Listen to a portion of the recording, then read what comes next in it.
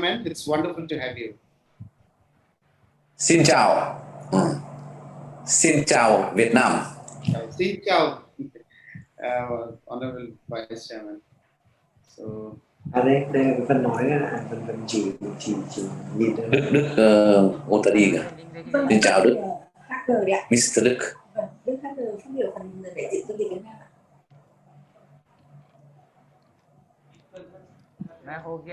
Yeah, hello ICL. Can you hear me? Yes. Xin chào. Hello, ICL. Hi, I'm Dirk from SG Group.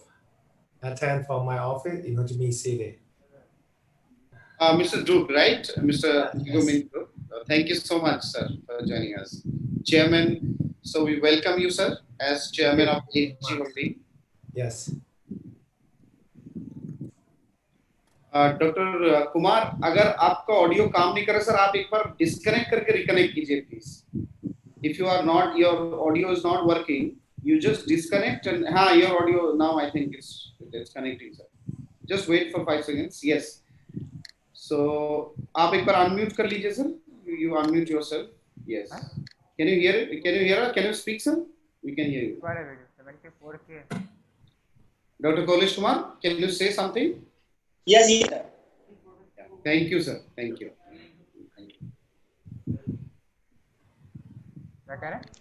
Hello. Yes, sir. We can hear you. Very good morning, sir. Good morning, sir. Good morning. So very nice to talk, see you, Thank and you, especially the Vietnam guest, because that is the really 85% Buddhist country, and India is a lifeline, or you can say India and Nepal, mostly 80% Mormons in this area. So basically all the tourists, all the Buddhists, they are waiting to confirmation from the government. This is not other sector. Like I will not go after that. They did that. But this is a pilgrimage sector. So everyone they want to come, sir, and we hope more than that people will come, because 7-6 months they are waiting in home. Everyone want to go outside, and especially for pilgrimage center, holy places. So my main thing is that tourism will boom, sir, very soon, and most probably after September or October it will come very fastly, sir. Because mostly the Nepal also trekking they are going to start in September, and India also Taj Mahal to open, and Buddha Gaya also going to in this September, 21st September, that is also going to open. That is the iconic city of India, or iconic monuments. So mostly all the places also, sir, and Nepal also trekking started, Bhutan also going to start, Myanmar also has started, sir, Sri Lanka also.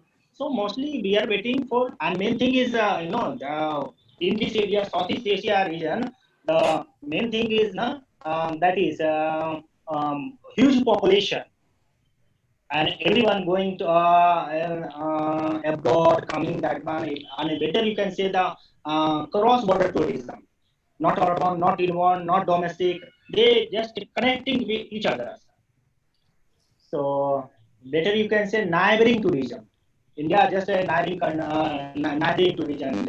So many countries connected, like a lot of in India, lot of Bhutan people, lot of Nepal people, lot of Burmese people, lot of Sri Lankan people they are living. Cannot say this is the South Indian or Sri Lankan. Cannot say this is the Manipuri or Memnar. Cannot say this is the Indian or Nepali, not northern. So you can say this is the neighboring country. So tourism sector just going to once we are waiting, sir. And last week also the tourism minister he said also no we are going to start. We also requested, sir, you are going to start in Bodh Gaya, very nice mice the regarding the Bhumi Pujan. So why not in tourism, sir? Give me instruction, and everyone they want to come, they want to start the mice, and tourism also, sectors also, pilgrimage also. Give me instruction, we will follow. That's why International Buddhist Travel Mart we announced, sir. Right, sir. Thank you for sharing your view, sir. It's really wonderful.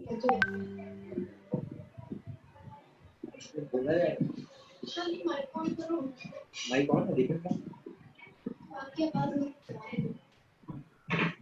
So this is the program structure we have today and flow of the program. We are waiting for the ambassador, honorable ambassador. The moment he joins, so we will start what I was showing you, the draft program.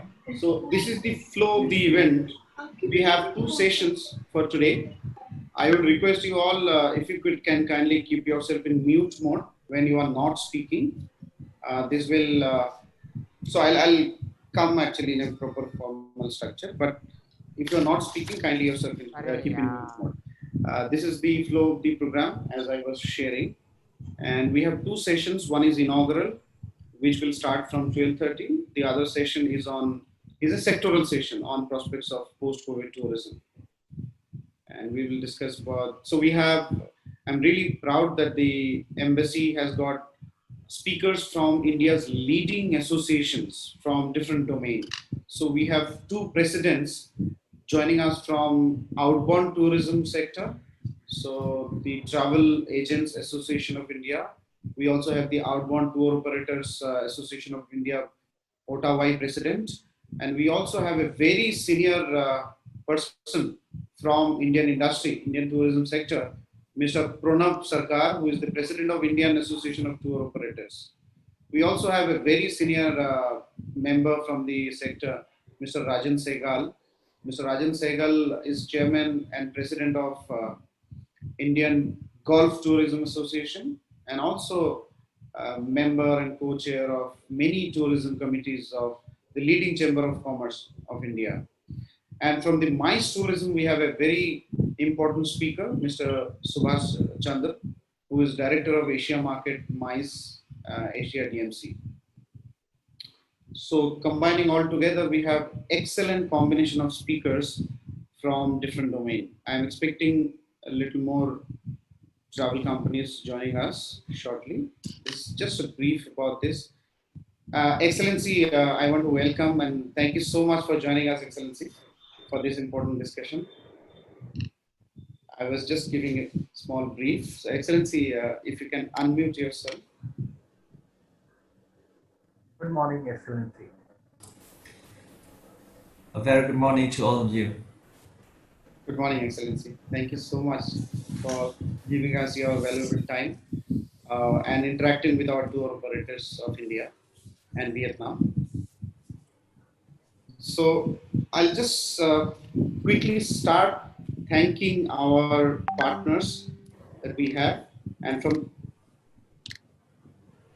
this session is organized by the Embassy of the Socialist Republic of Vietnam. And it is the second in the web series of Indo-Vietnam Business Forum 2020.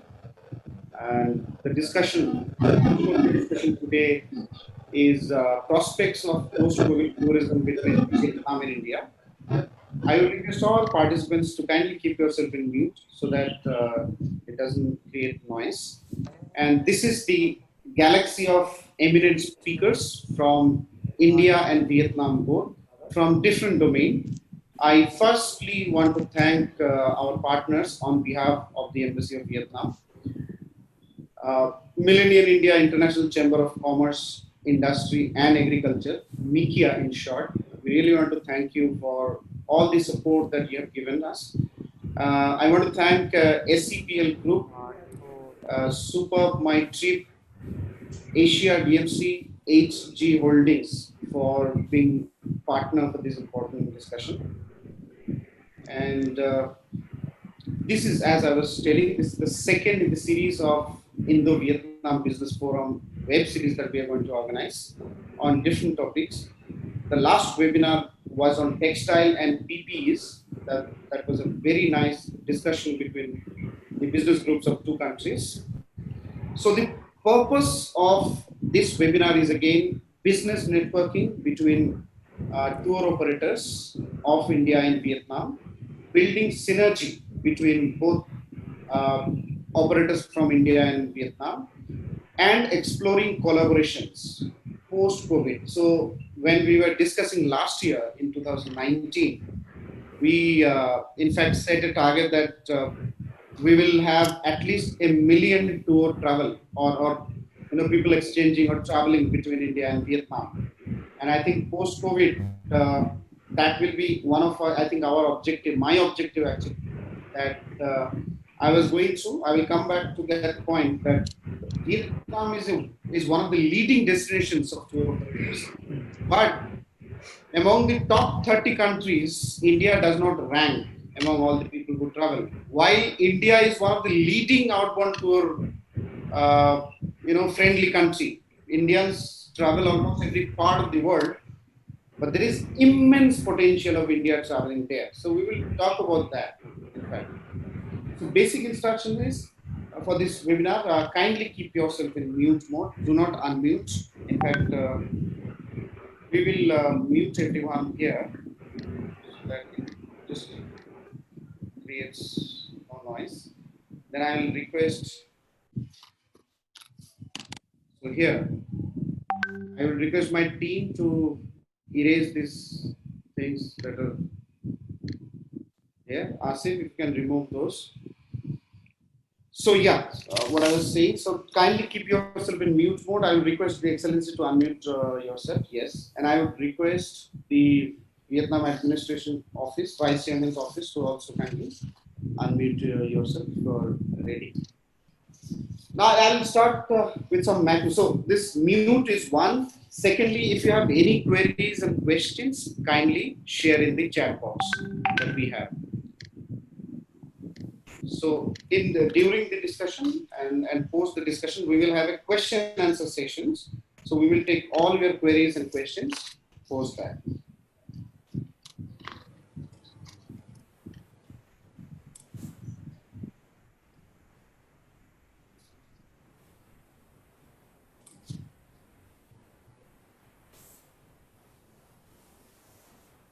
The flow of the program I'll show you once. So this is going to be the structure of the program, just for your kind knowledge.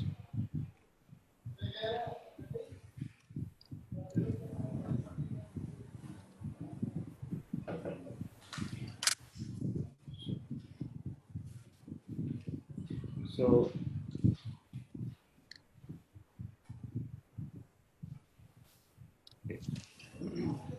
Yes, sir.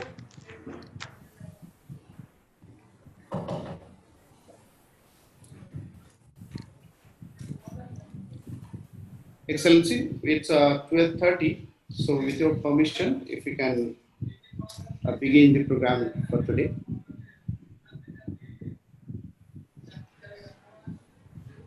Excellency, so can you hear us? Yes. Your audio, yeah. So with your permission, can we start the program? Yes, please. Yeah. Thank you so much, Excellency. Thank you so much, all the speakers, honorable speakers, from different tour domain. And I want to thank you all participants who are joining us and still joining us.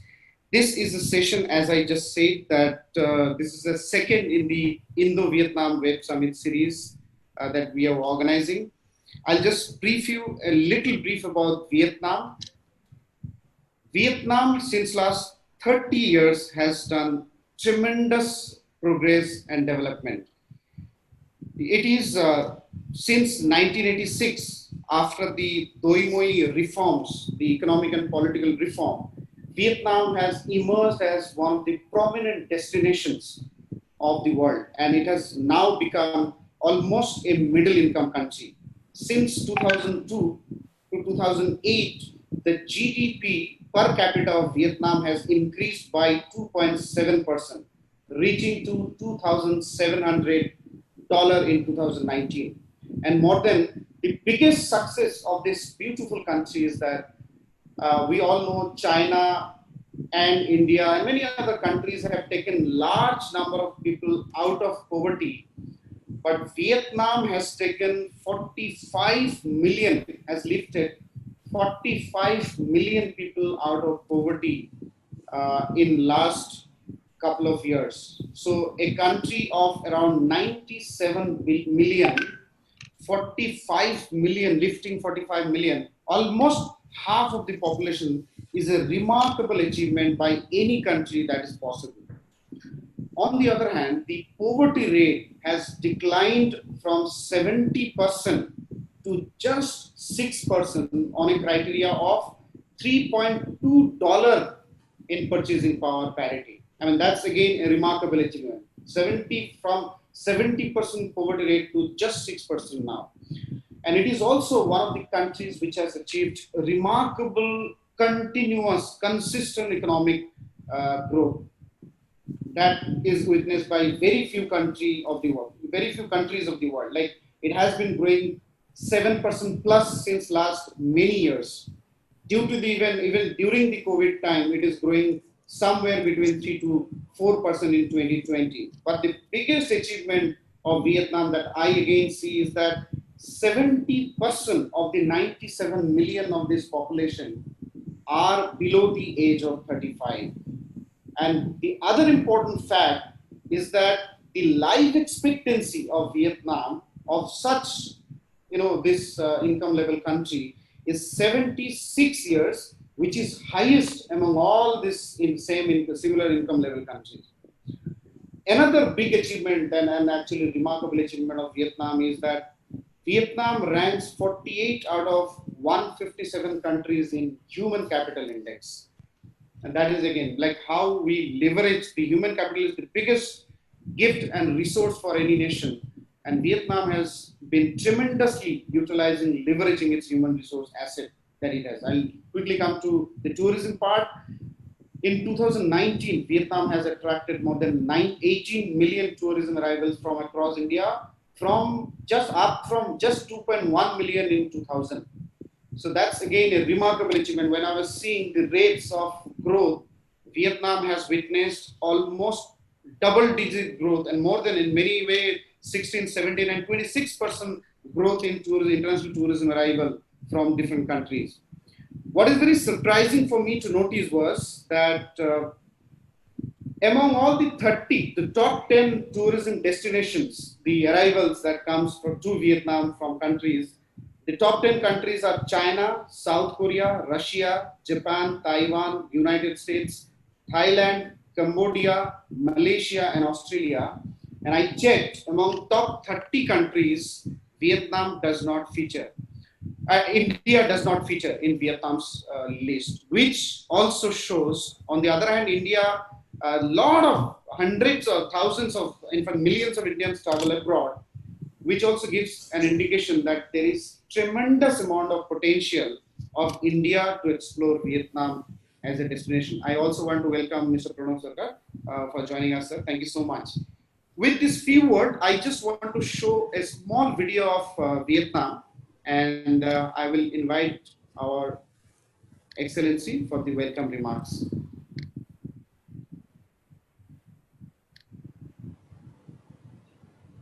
Whenever someone asks me whether I should go to Vietnam, I find it difficult to answer. Should I point them to the mountains in the north? Should I suggest the beaches and the islands in the center, or the riverside towns in the south? Every destination in Vietnam is different. Each one has its own character and its own story to tell. The only way to know which part of Vietnam you'll love is to see it for yourself.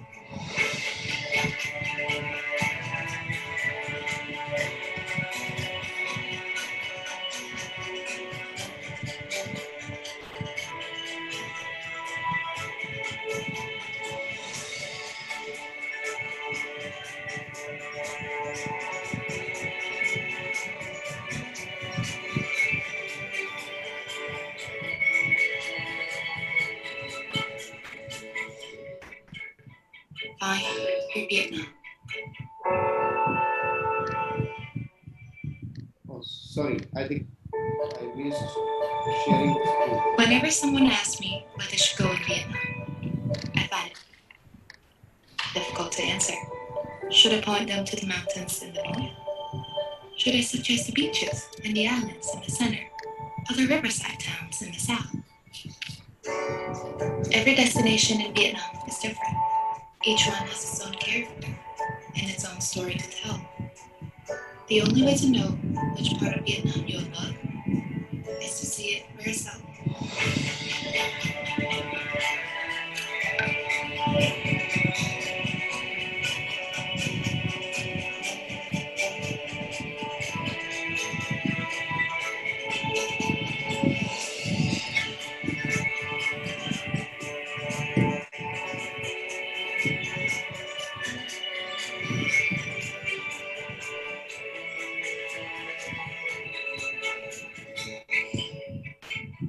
Fine, for Vietnam. Thank you.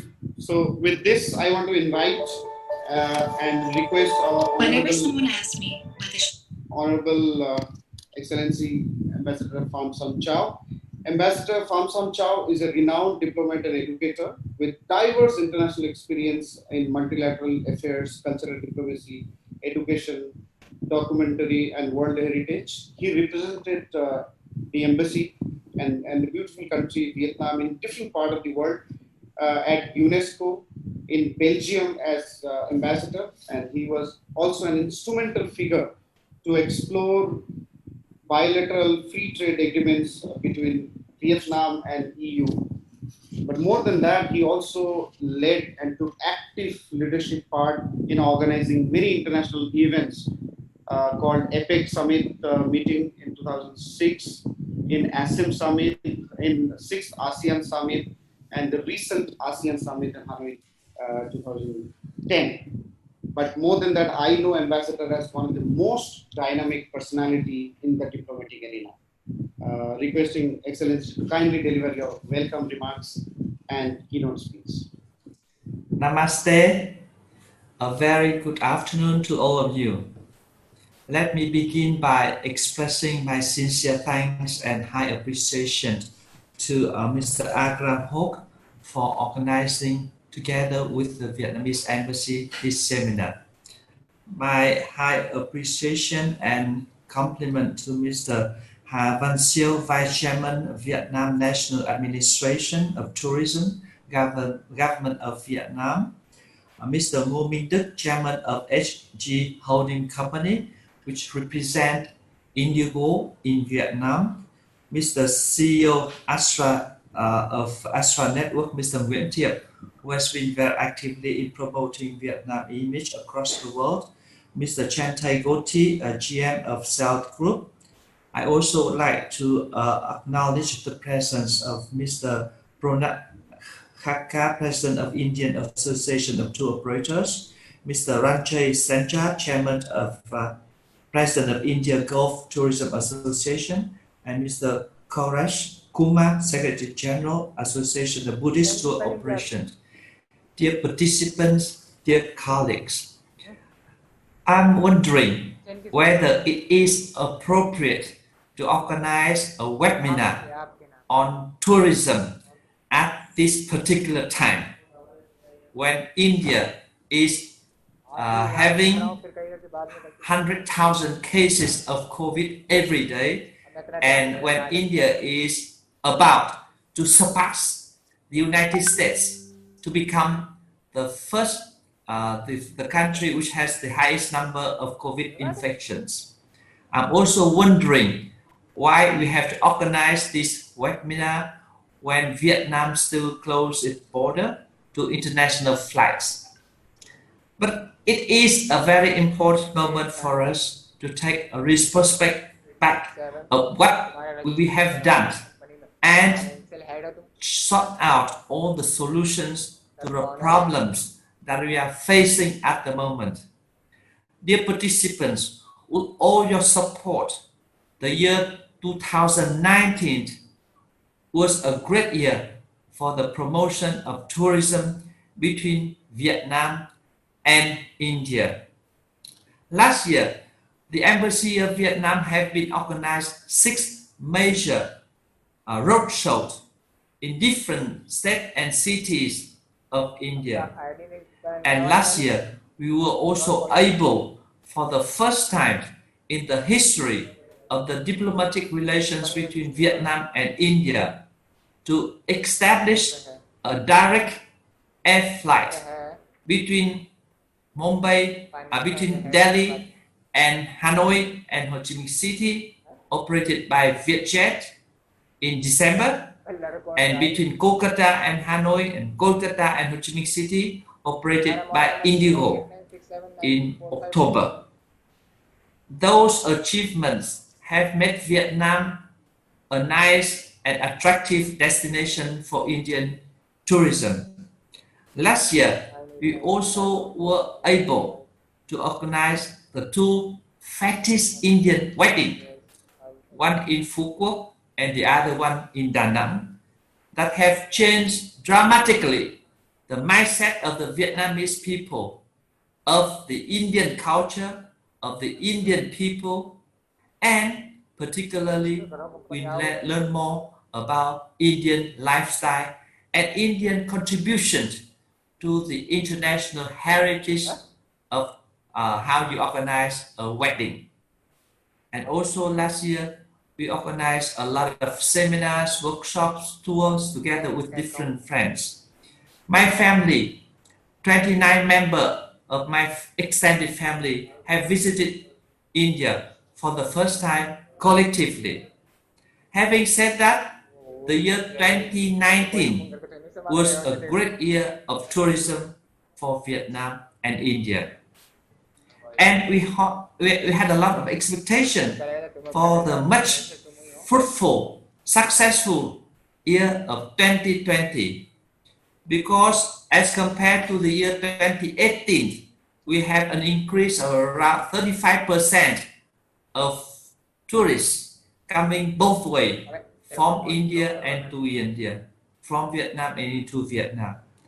And suddenly, COVID-19 has deprived of all what we have expected and put us, especially the tourism sector, in a very, very difficult situation, a situation which is unprecedented.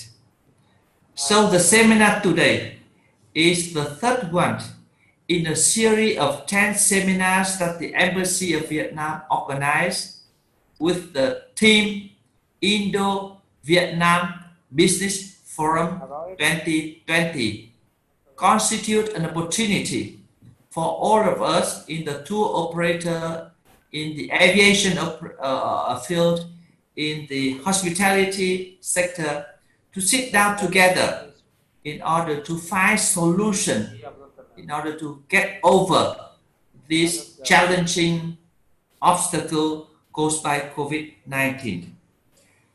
Ladies and gentlemen, I believe that the potential for tourism between Vietnam and India is tremendous. I remember before I took my office in India, and I met one of the colleagues of Mr. Ha Van Siêu, who is here with us. They told me that you need to push the Indian market, because Indian market will very soon replace Chinese market. Before the COVID, Chinese market is the biggest inbound market for Vietnamese tourism. And we hope that at some stage, India will take up that position. And we have been working very hard on that. And the trend is very, very on the right track. And we are very optimistic. And now here we are. So the discussion today is very important. I really would like to hear from you how we can move forward. We know that the challenging situation make a lot of hurdles and difficulties to us, but it also constitutes an opportunity. So we need to prepare in order to rebound back fast and more vigorously. Therefore, I'm very much looking forward to your suggestion, discussion, in order to come up with a strategy for both of us to boost up our bilateral tourism cooperation. For your information, over the past few months, my embassy and my staff have been working very hard in order to organize several repatriation flights. We have been working with Air India, Indigo, Vietnam Airlines, and Vietjet to repatriate back our stranded citizens and to ferry Indian stranded citizens in Vietnam back to India.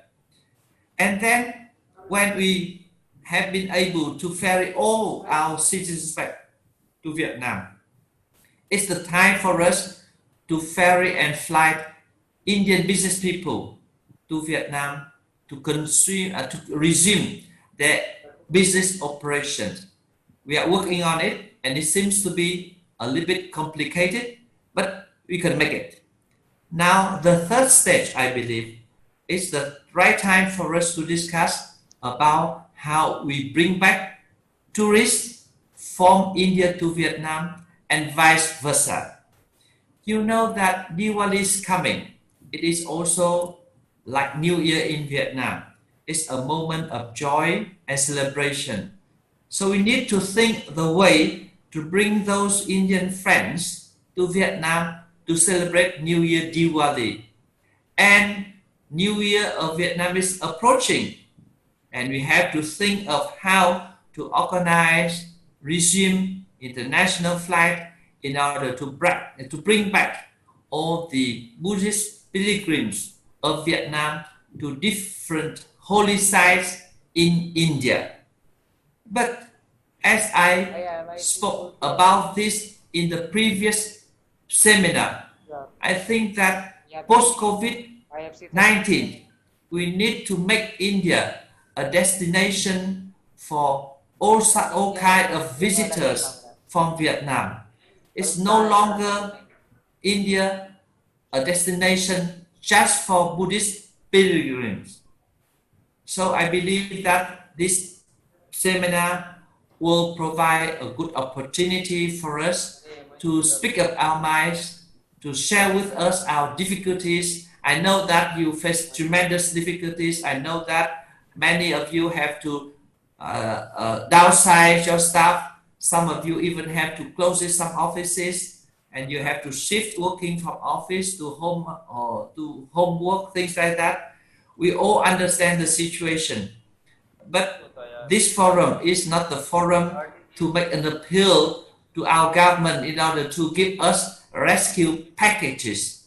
But it is the webinar for us in order to discuss the way forward. So once again, I particularly thank you all for your bravery and visionary approach to participate in this seminar. It seemed a little bit awkward in the context of growing high number of infection in India, and in the context of reservation of the Vietnamese government in opening the frontier for its own people, needless to say, the tourists. But here we are. Thank you very much, and I look forward to your presentation. Thank you very much. Thank you, Mr. Alan Pro. Thank you so much, Excellency, for your welcome and keynote speech. It is a difficult time. Now, I want to request and invite our chief guest of this afternoon, Mr. Ha Van Siu, the Honorable Vice Chairman of Vietnam National Administration of Tourism, Government of Vietnam. Thank you for your instruction. His Excellency Pham Sanh Châu, Ambassador of Socialist Republic of Vietnam to India. Distinguished guests, ladies and gentlemen. First of all, on behalf of Vietnam National Administration of Tourism, Ministry of Culture, Sport and Tourism of Vietnam, it is my great honor to be invited to deliver the remark at the webinar themed Prospect of Vietnam-India Tourism Post-COVID-19, organized by the Vietnamese Embassy to India. I would like to extend my warmest greeting to all of you attending this event today. Ladies and gentlemen, tourism cooperation between Vietnam and India has developed sharply in recent years, along with the development of traditional friendship and comprehensive strategic partnership relation between the two countries. By implementing the government-level tourism cooperation agreement concluded in 2001, many bilateral and multilateral tourism promotion activities have been actively and effectively implemented by the tourism industry of two countries, which attract involvement of tourism authorities, association, travel and hotel business, airlines from both sides, as well as valuable support from Vietnamese embassy to India, as well as Indian embassy to Vietnam. Vietnam has become an increasingly popular destination that is appealing Indian tourists with various types of tourism, including wedding tourism, beach leisure tourism, etc. And vice versa, India becomes an incredible destination chosen by Vietnamese not only for spiritual tourism and Buddhist tourism, but also for other exciting tourism activities. As a result, tourist exchange between the two countries has increased rapidly. During the period of 2016 to 2019, Indian tourists to Vietnam increased by an average of 25% per year, and Vietnamese tourists to India increased by an average rate of 17% per year. In 2019, the tourist flow reached nearly 200,000 arrivals, in which Vietnamese tourists to India reached nearly 30,000 arrivals, and Indian tourists to Vietnam reached about 170,000 arrivals.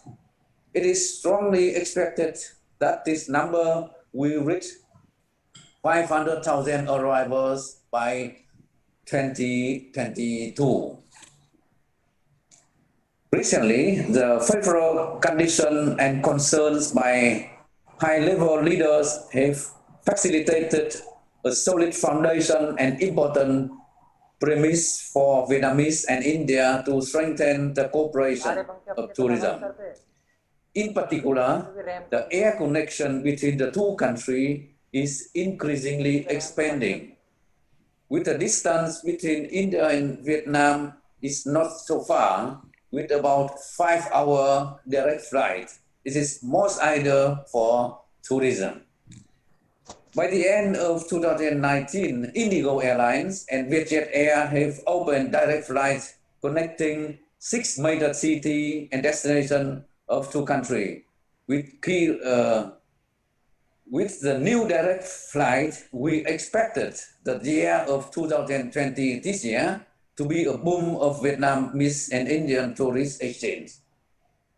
But however, the COVID-19 pandemic had occurred globally and severely affected the hospitality and travel industry and disturbed all international travel plans since March 2020. Tourism cooperation and tourist exchange between Vietnam and India are also under the common impact. As far as we know, the current pandemic situation in India is still very serious. We would like to express our deepest sentiments to India friends.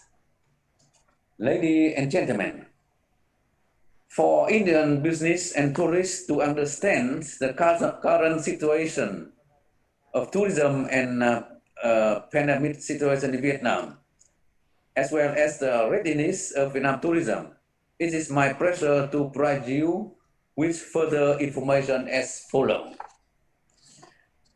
In 2019, Vietnam welcomed more than 18 million international visitors and served 85 million domestic visitors.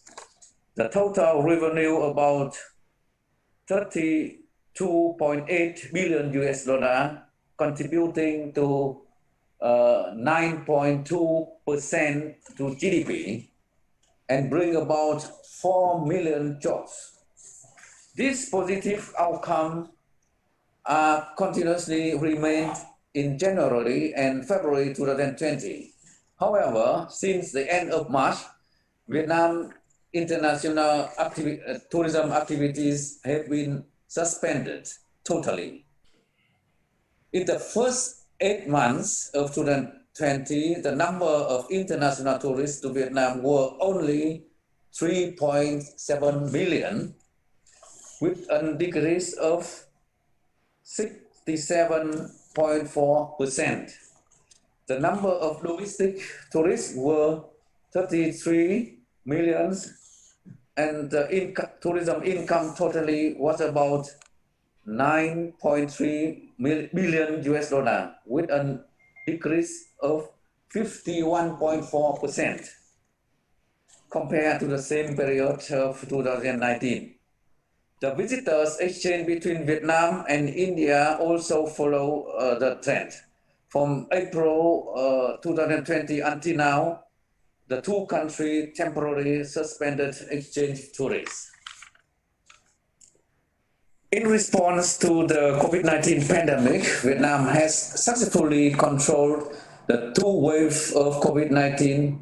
The first time was in February, March, and the second time was in end of July and August. The government of Vietnam has worked out various financial, monetary policy, social welfare policy, and reformed administrative procedures to create favorable conditions for experts, investors, business to enter Vietnam for working and seeking business cooperation opportunities. The government has industry to achieve a dual goal, promoting socio-economic development and preventing COVID-19. Domestic tourism activity of Vietnam had 3 months recovered in May, June, July. The promoting campaign, the Vietnamese people traveling inside Vietnam, has received a very positive response from business and citizens. This stimulus to domestic tourism program has achieved remarkable results.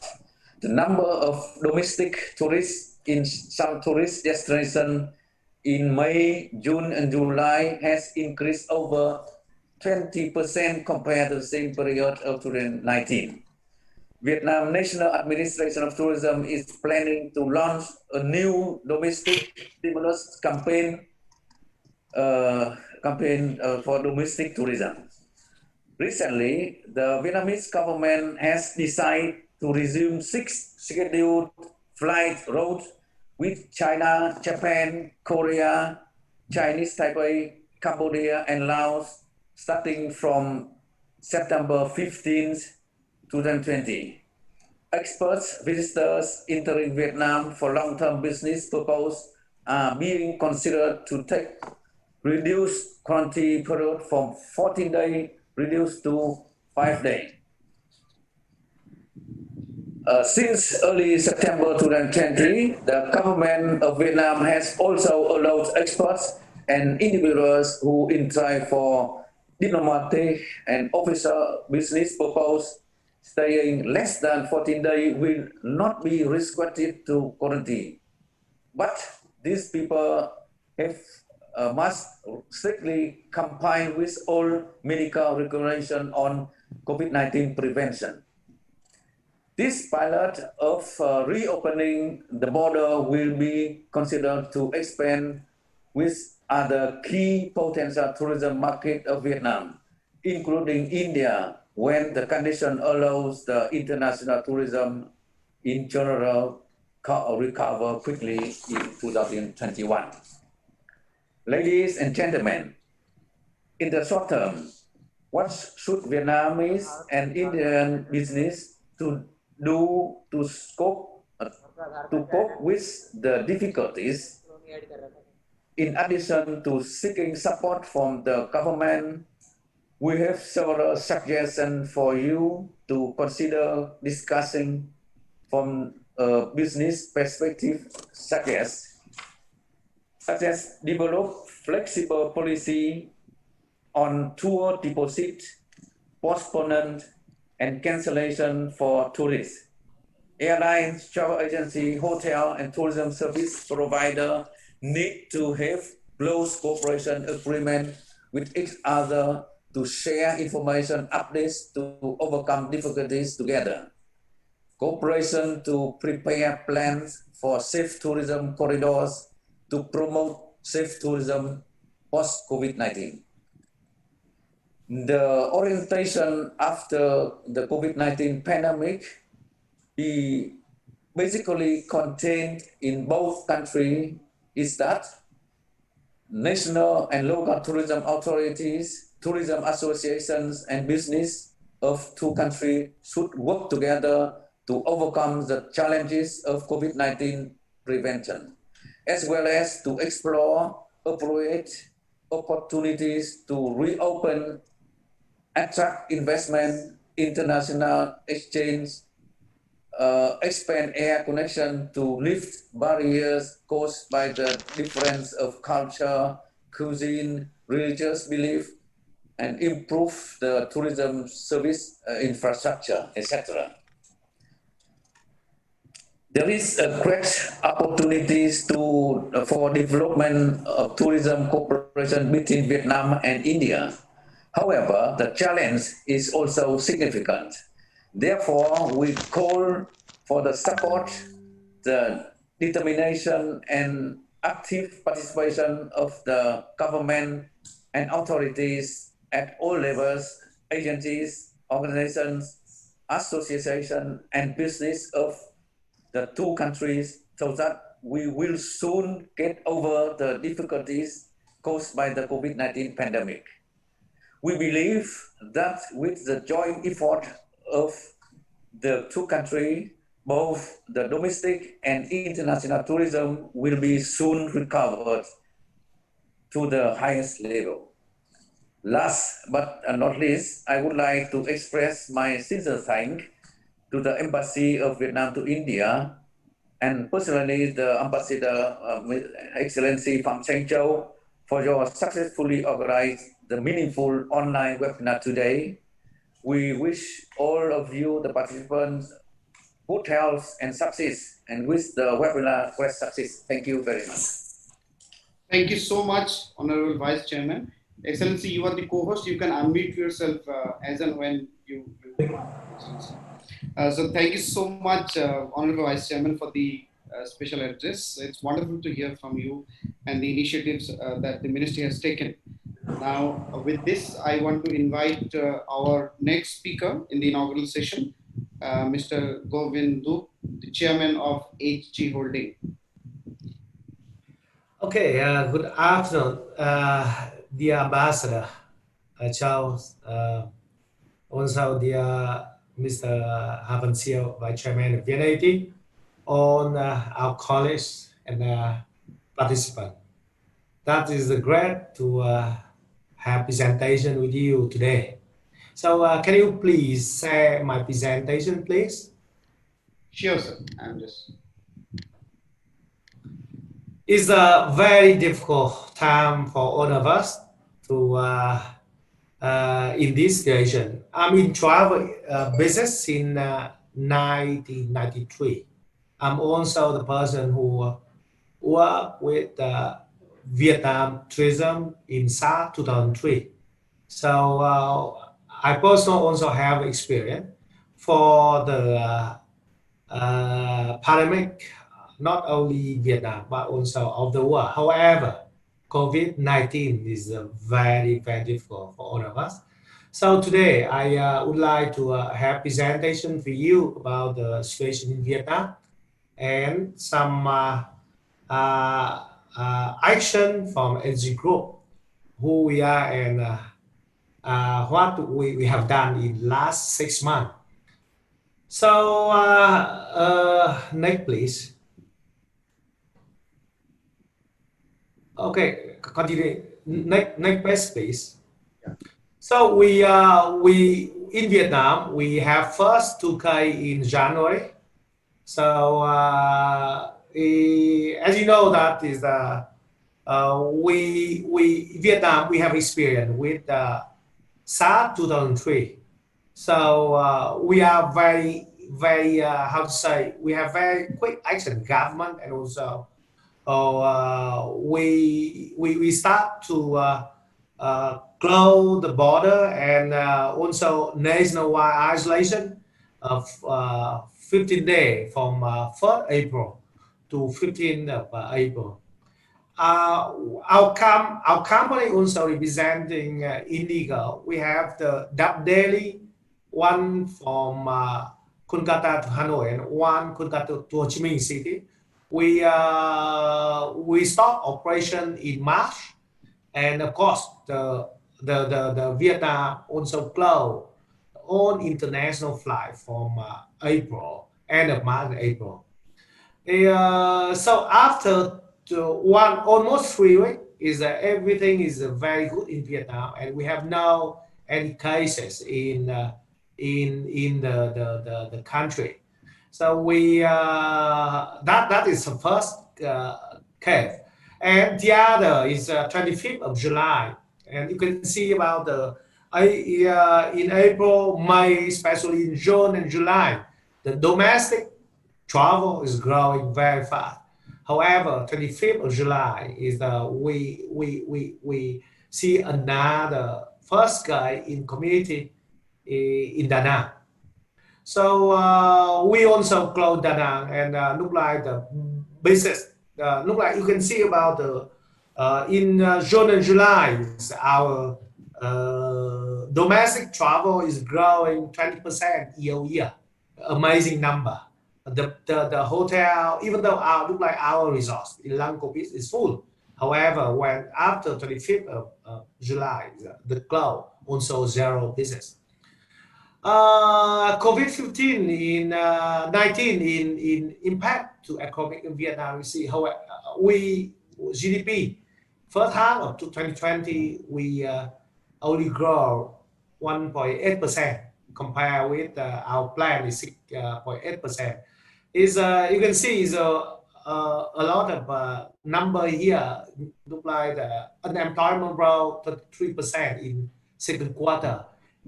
Even though the decrease the number. However, Vietnam, I think Vietnam still is the best country in the world in GDP growth, because of many countries almost, I think that the decrease, not increase at all. Next, please. Yes. Next page, please. Yeah. So for tourism, you can see about the number here. We our plan 2020 is 20 million international trade. However, you can see look like SG Group. We did very good job in January. January, our group growing about 70% compared with year January last year. However, in February, in March, almost zero. Our crew business, our inbound business, our airline business go to zero. So we almost close, and now only a few flight return Vietnamese overseas to Vietnam, and of course very few number, and mandatory about 14-day guarantee. Next page, please. We now situation in Vietnam is still better, and government make decision to open the door.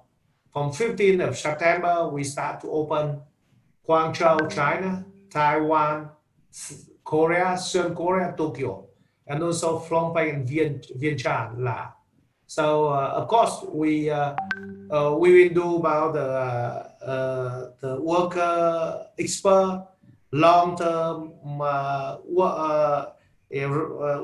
foreigner working in Vietnam and can come to Vietnam. But however, the government will make decision that is before it's 14-day guarantee, now we can reduce to 5-day guarantee only.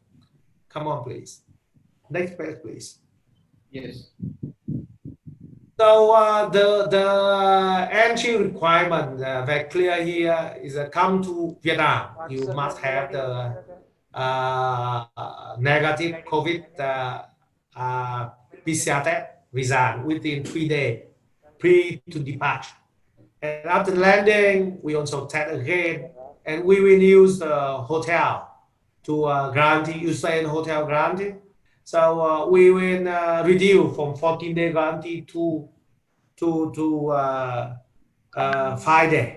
And we have the second test in 5 days. And if you are negative, you can go to the office and go to turn back home something.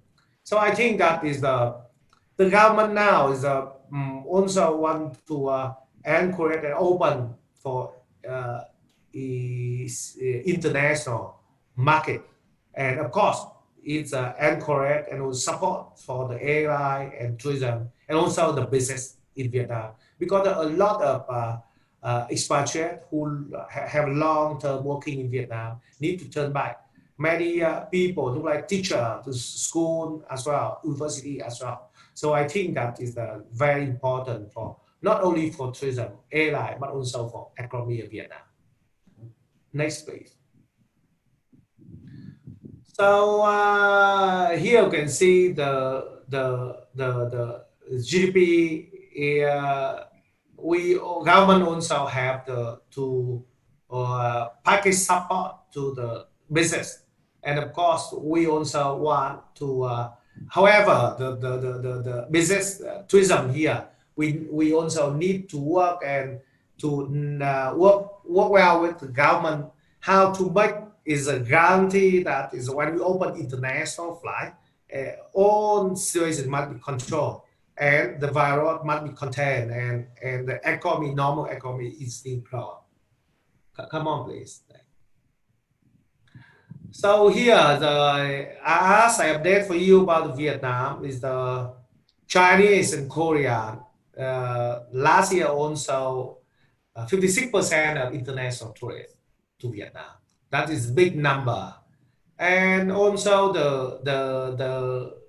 Vietnam is one of the success again the COVID-19, and we want to do about domestic first, and after that is a step by step to open the country. And of course, we look like Ambassador Cho also request we would work closely how to look like Indigo here first. We also discuss with CAV to prepare about the regular schedule from India to Vietnam when is the government is allow us to do. Come on, please. Next slide, please. For HG Group is I would like to share you about us. We start business in 1997, and very almost more than 20 years in tourism and airline business. We also the airline. We bring Turkish Airline, Indigo to Vietnam. We look like the ambassador or to build the bridge between the travel between Vietnam and India. In March, we in January we also work with a big media trip to India. Thank you, Ambassador Chow, to support. We also we plan to make big promotion about the India in Vietnam in March and April, prepare for summer this year. However, COVID, we postpone all the plan. So you know that we also agree with Ambassador that we will promote not only Buddhism destination in India, but also the other look like Mai, look like gold, look like normal tourist, traditional tourist. We want to bring the beautiful India to Vietnam because we are Indigo in Vietnam. So we will be the bridge between Vietnam and India. Next, for ASG group is how to say, it's very difficult with us. We are very direct impact for Parliament. Asia DMC is one of the largest laboratory in Vietnam. We also the airline, we also the Baia Crew and Halong Bay and Lang Kupi Resort. So we need to restructure the company and more focus on the digital. Luckily, we also invest in first 5 years and last 5 years, we invest big investment in technology. We have the brand is GoTadi. GoTadi is OTA in Vietnam, one of the largest OTA in Vietnam. Look like Make My Trip in India. So even though I myself and technology team, we do not off any single day during the pandemic. We're still working. We have a lot of new product, new functions coming. And next will be the presentation from our director, Mr. Subat, see how we prepare for post-COVID. We are digital, preparing about the training staff, prepare for the product, new product. Also, our marketing team is ready to do marketing in the market. Look like Indigo, we discussed with CAV about the schedule and also prepare, well prepare for the post-COVID. And we do hope that we can meet again soon and open the opportunity to work together to make the tourists between Vietnam and India will grow. Look like Ambassador Charles tell that we want to promote India to be the number one inbound for Vietnam destination. Yeah. Again, thank you very much, and we can share the idea and discuss in next discussion. Thank you. Thank you so much, Mr. Duke. It's wonderful actually having macroeconomic view about the economy. As part of the Indo-Vietnam Business Forum, we have just small rule. I'll request all our upcoming speakers to kindly keep yourself within the time limit that is given, around 7 minutes. This will save some time, and then we will go into the interaction. The purpose of this discussion is also a lot of B2B. So I will request you, sir, also please share in the chat box your details so that Indian and Vietnamese tour operators can interact in the chat for as B2B also. Now, I want to request our next speaker, Mr. Nguyen Thiep, the Chief Executive Officer of Astra Network, to kindly speak and share your views. So you are the co-host, you can unmute yourself.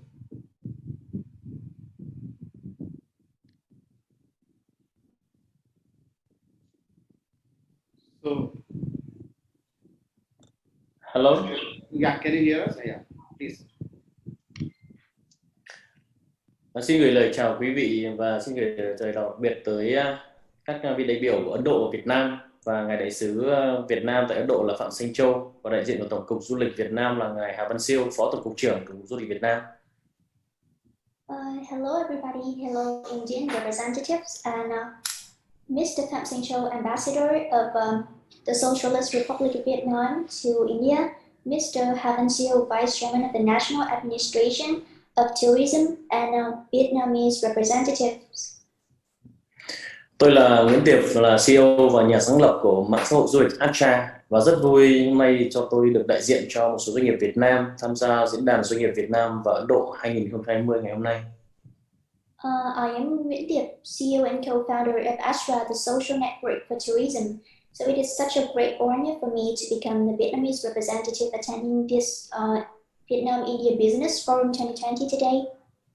Với những nỗ lực không ngừng nghỉ của cả hai quốc gia là Việt Nam và Ấn Độ trong cái chiến dịch phòng chống Covid-19 vừa rồi, thì tôi hy vọng là chúng ta sẽ sớm chiến thắng đại dịch, khôi phục nền kinh tế và đưa quan hệ đối tác song phương của Việt Nam và Ấn Độ lên một tầm cao mới, và đặc biệt hơn nữa là trên phương diện du lịch và trở lại đúng với tiềm năng to lớn của hai nước.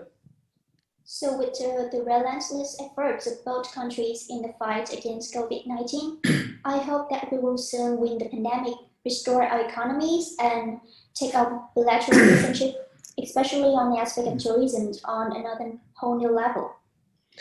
Và như quý vị đã thấy thì trong những năm vừa qua thì Ấn Độ và Việt Nam đã tích cực thúc đẩy hợp tác kinh tế du lịch. Tháng 11 năm 2019, đó là một số mốc, đó là diễn đàn xúc tiến du lịch đầu tư thương mại Việt Nam và Ấn Độ đã diễn ra thành công tốt đẹp. Và Việt Nam cũng đã có cơ hội đón các đoàn du khách của Ấn Độ đến thăm và làm việc tại Việt Nam để tìm kiếm cơ hội xúc tiến đầu tư song phương. So over the past few years, India and Vietnam have strongly promoted economic and tourism cooperation. Especially in November 2019, the Vietnam Tourism Investment Trade and Promotion Forum in India took place with great success. Vietnam also had the opportunity to welcome Indian delegations to visit and work regularly to seek opportunities to promote bilateral tourism. Với sự nỗ lực của hai chính phủ thì năm 2020 cũng là năm đóng dấu mốc son lịch sử hợp tác song phương giữa hai nước, đó là sự kiện mở đường bay thẳng giữa hai nước Việt Nam và Ấn Độ. Kết quả cho thấy là du lịch Việt Nam và Ấn Độ được khởi sắc rất là mạnh mẽ, và trong 5 năm gần đây thì tốc độ tăng trưởng của khách đến từ Ấn Độ đến với Việt Nam rất là cao, nhất là giai đoạn từ 2015 đến 2019, và tốc độ tăng trưởng bình quân đạt là xấp xỉ 27%, từ 65,6 nghìn lượt khách năm 2015 thì đến năm 2019 thì đã lên đến là 169.000 lượt khách. So 2020 is also the year to open direct flights between the two countries, and results are very clear. In the last 5 years, the growth rate of Indian tourists to Vietnam was quite high. In the period of 2015 to 2019, the average growth rate was reached 26.7% from 65,600 tourist arrivals in 2015 to 169,000 arrivals in 2019. Với những con số này thì thị trường khách Ấn Độ thì đã vươn lên là top thứ 16 trong tất cả các nước cao nhất đến với Việt Nam. Theo con số của Tổng cục Du lịch năm 2019 thì lượng khách du lịch của Việt Nam đến với Ấn Độ cũng là tăng 32,21%. Theo Bộ Du lịch Ấn Độ thì những con số nêu trên thì cho chúng ta thấy rằng là du lịch song phương của chúng ta đang trên đà tăng trưởng rất là tốt và đạt chỉ tiêu rất là tiềm năng vốn có của nó. With this number, we can see that Indian tourist market rose to the top 16 markets in the highest number of tourist arrivals to Vietnam, according to the Vietnam National Administration of Tourism. And in 2019, the number of Vietnamese tourists to India also increased by nearly 33%, according to India's Ministry of Tourism. And these above figures show that our bilateral tourism is on the rise, but it only reaches a small part of its potential. Và qua quá trình nghiên cứu về tiềm năng du lịch và thị trường du lịch của thế giới cũng như Việt Nam thì chúng tôi thấy rằng đó là có những khó khăn tồn đọng.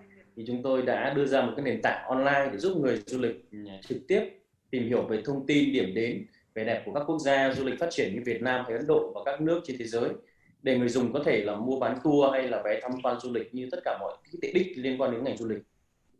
So through researching, we found that the biggest struggle is that there is no online platform to help travel lovers explore information about Vietnam, India, and other countries' wonders. Or can also directly buy and sell tours, tickets, as well as all travel-related facilities. Bạn phiên dịch ơi, nói gần giúp vào mic cái, không người không nghe được đâu.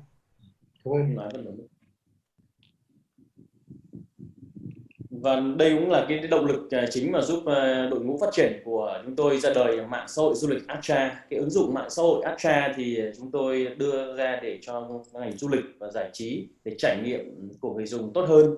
Và Astra cũng là mạng xã hội kết hợp giữa các sản phẩm và sản vật du lịch của Việt Nam đến với các nước và kết nối trực tiếp khách du lịch đến với các đơn vị cung cấp dịch vụ và đem đến cho những người mà yêu du lịch, xê dịch và trải nghiệm booking trọn vẹn tiện ích từ tour, khách sạn, nhà hàng, điểm đến, tham quan và trung tâm giải trí, từ một chuyến du lịch từ A đến Z trên một cái nền tảng ứng dụng của chúng tôi, đó là Astra, với một cái slogan đó là chạm là tới. So this is also the driving force to help us research and launch Astra, the social network for tourism. So Astra can help us travel, entertain, and experience destinations on an online and safe space.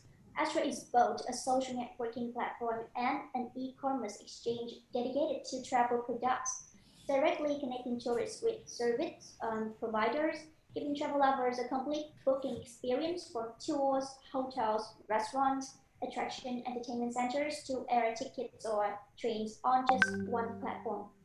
Cái mạng xã hội du lịch Astra của chúng tôi là một cái nền tảng tiên phong trên thế giới ứng dụng công nghệ blockchain để cho phép người dùng quy đổi và trả thưởng cho người dùng khi đổi từ điểm Acha Point thành voucher nghỉ dưỡng để hấp dẫn cái người review về tất cả các cái điểm đến mà họ đã từng trải nghiệm và biến Acha trở thành một cuốn cẩm nang du lịch thông minh thời đại 4.0 trên chính những cái kinh nghiệm và cái review chân thực của mỗi chuyến đi của du khách.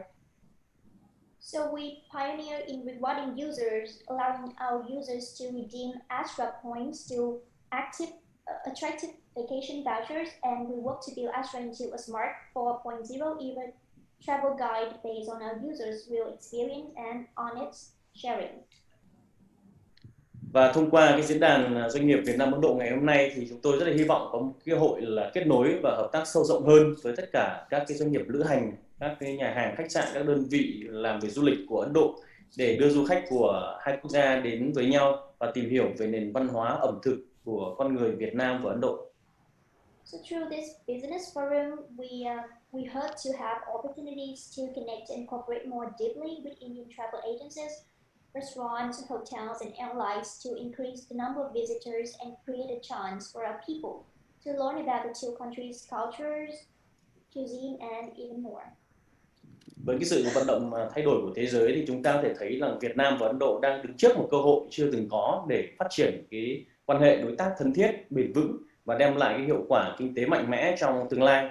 Và Acha chúng tôi rất vinh dự được góp mặt trong cái tiến trình này và sẵn sàng là nỗ lực để đưa một cái sản phẩm công nghệ thực sự và thông minh và nó có tính đột phá cho ngành du lịch Việt Nam và thế giới.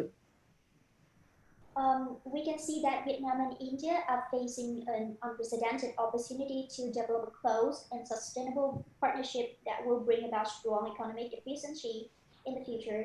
And we are honored, Astra is very honored to be a part of this process and is willing to work relentlessly for the mutual goal, and we want to create disruptive products for the mutual goal of Vietnam and India. Cuối cùng thì cho tôi xin chân thành cảm ơn tất cả quý vị trong diễn đàn ngày hôm nay. Cảm ơn sâu sắc đến chính phủ của hai nước, các doanh nghiệp của Việt Nam và Ấn Độ, và đặc biệt là ngài đại sứ Phạm Sanh Châu tại Ấn Độ, đại diện của Tổng cục Du lịch Việt Nam, ngài Hà Văn Siêu, Phó Tổng cục trưởng Tổng cục Du lịch Việt Nam, và gửi lời chúc tốt đẹp nhất đến tất cả quý vị trong buổi chiều ngày hôm nay. Và quý vị hy vọng chúng ta sẽ có một cái thời gian để trải nghiệm một cái nền tảng ứng dụng cực thông minh và nó xứng đáng là một cái nền tảng thông minh cho ngành du lịch và giúp ích cho người du lịch không phải bận tâm đến quá nhiều cái nền tảng và quá nhiều những câu hỏi review chân thực trong một cái chuyến đi của quý vị trên bất cứ hành trình đến bất cứ một đất nước nào. Xin cảm ơn tất cả. So thank you so much for listening. I want to express my respect and my deepest thanks to Indian and Vietnam's government and businesses. I want to say thank to Mr. Phạm Sanh Châu, the ambassador of Socialist Republic of Vietnam to India, and Mr. Ha Văn Siêu, the Vice Chairman of Vietnam's National Administration of Tourism, and our other representatives. I hope that you will have time to experience our products, our application, to feel that we are trying hard to create a good product. I wish our firm a grand success. Thank you so much. Now I want to request, thank you so much for quite comprehensive view and sharing your views from the company. Sir. I want to invite Mr. Chetun Kohli, who is the General Manager of ACPL Group and also one of our co-organizing partner of this important event. Sir, you are also co-host. You can unmute yourself. Mr. Chetun Kohli. Good afternoon, everyone. At the outset, I would like to extend my warm welcome to you all on behalf of Superb My Trip, as well as SCPL Group of Companies and NISIA Chamber of Commerce. I would like to express our gratitude to Your Excellency, the Ambassador of Vietnam in India, for his collaboration and giving us this opportunity to welcome all esteemed guests, industry leaders, business delegates, and all the attendees. In my opinion, there is a need for our economic diplomats to work more closely with concerned union ministries, state governments, industry associations, and other related bodies in both India and Vietnam to derive the maximum benefit out of their efforts in reviving different sectors, including tourism post-COVID pandemic. This will be extremely necessary for achieving the goal to reach in the position similar or better than February and March 2020, where the global economy and the tourism business were. As you all are aware, that according to United Nations World Tourism Organization, in September 2018, tourism became world's third largest export sector. A 2018 impact report of World Travel and Tourism Council has revealed that India will become the third largest travel and tourism economy by 2028. According to the report, the growth will take place in terms of direct and indirect total GDP.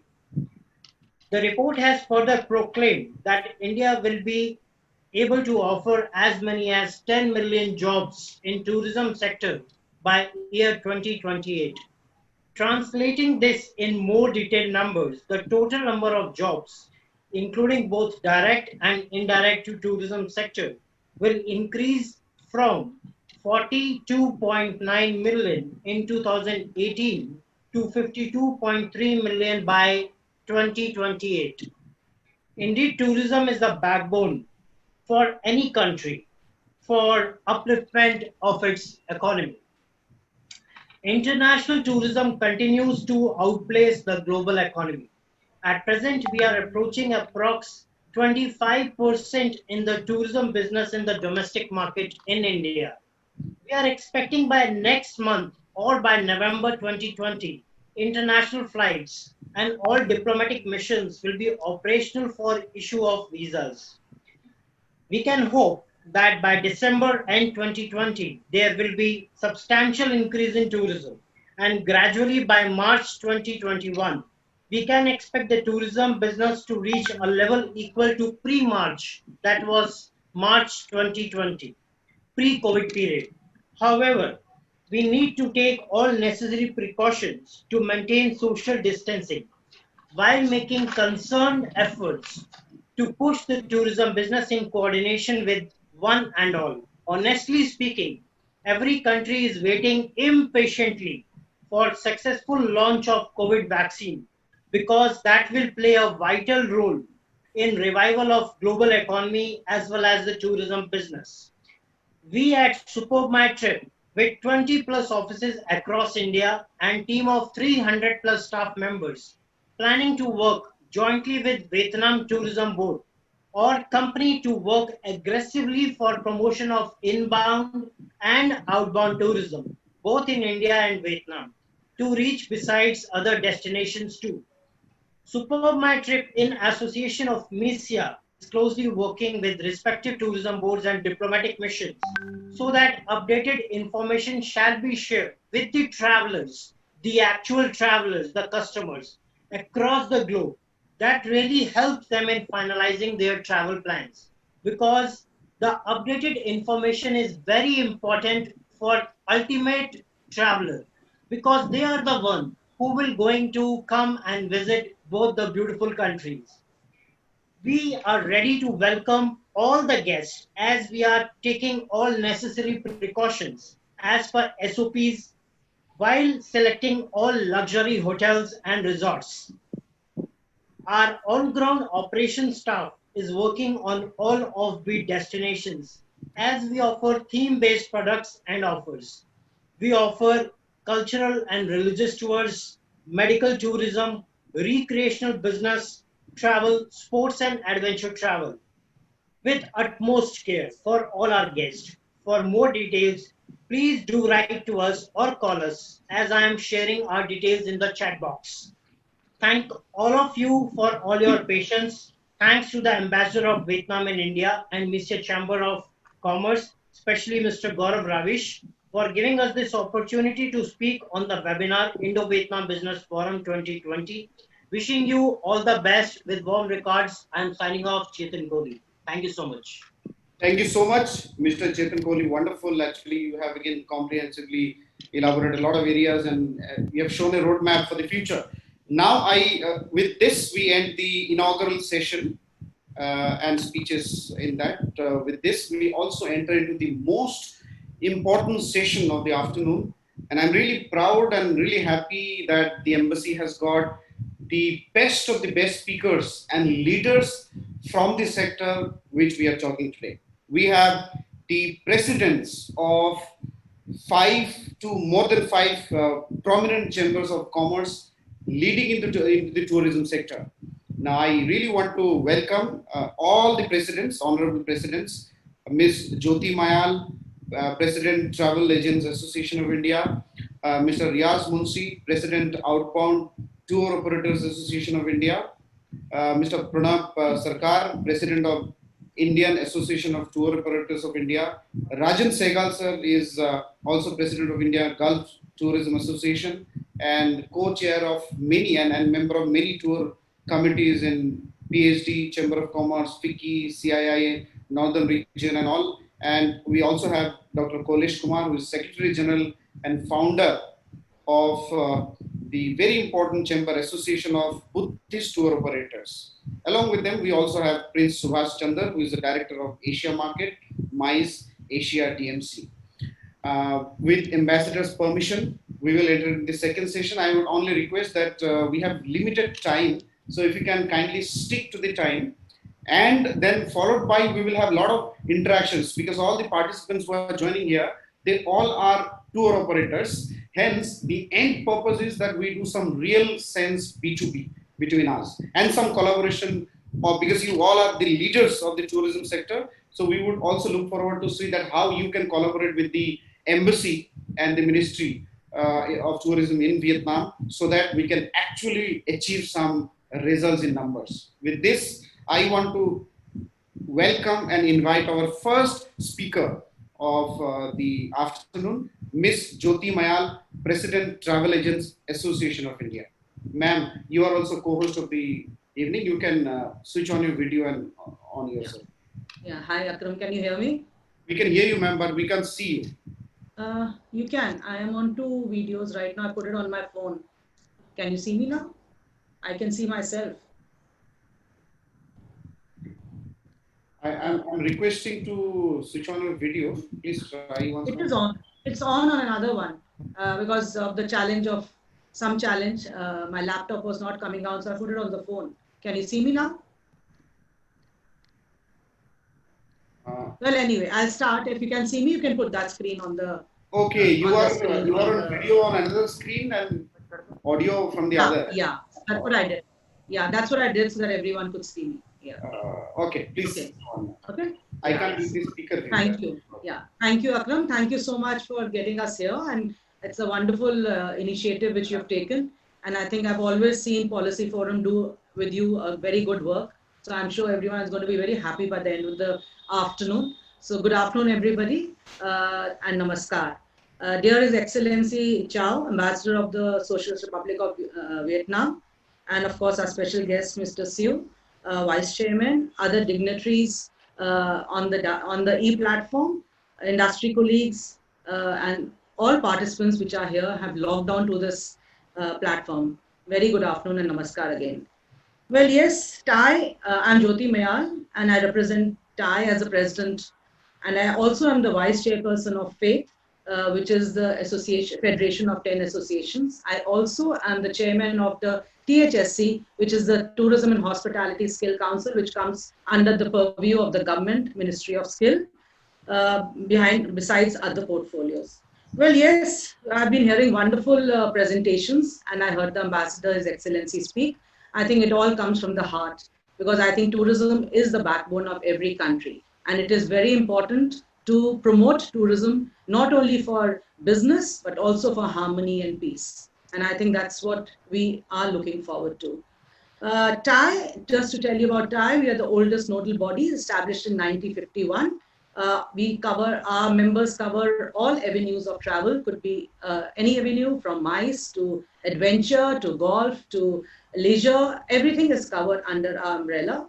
And we have around 3,000 members. We work very, very closely with all tourism boards, all missions in India and beyond. And we work very closely with the government. All government policies are made after considering our requests.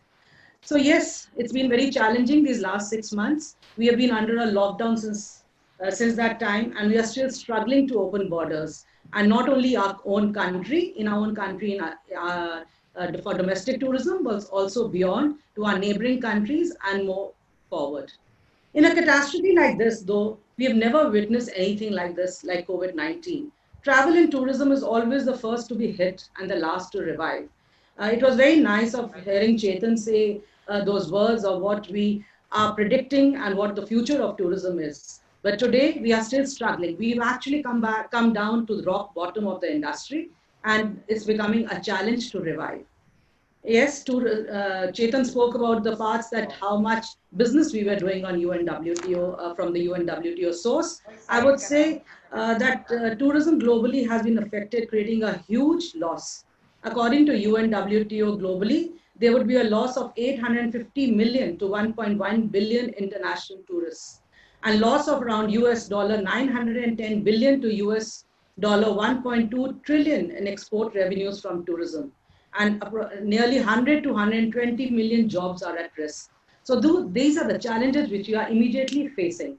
Yes, after COVID is finished, after the vaccine comes out, the prospects may change, but it will take, according to the reports of UNWTO, CAPA, and ITA, and other reliable sources, it's going to take us at least 4 years to come back to pre-COVID figures. But we cannot lose the opportunity. We need to move forward. And tourism has always been a strong backbone of Vietnam GDP too, as most countries and India too. 6.5% of Vietnam GDP is driven by tourism. Could be business travel, could be tourism, could be relationship between business and tourism. They add on value to each other. They are the value chain, the value links between our countries, our businesses, and our growth and of our economy. We are aware Vietnam is a perfect mix of past, present, and future to explore the ancient imperial palace in Hue, tours rapidly growing to Ho Chi Minh City, or watch as the Dragon Bridge in Da Nang puts on a pyrotechnic show. The cuisine in Vietnam is phenomenal. There is so much beyond heritage, culture, beaches, Buddhist tourism, and adventure. Vietnam is a huge spread with limited population and easy to adopt social distancing norms. Could be bicycle tours, golf, kayaking, or much more. But seeing this, we are aware of the strengths of tourism in Vietnam.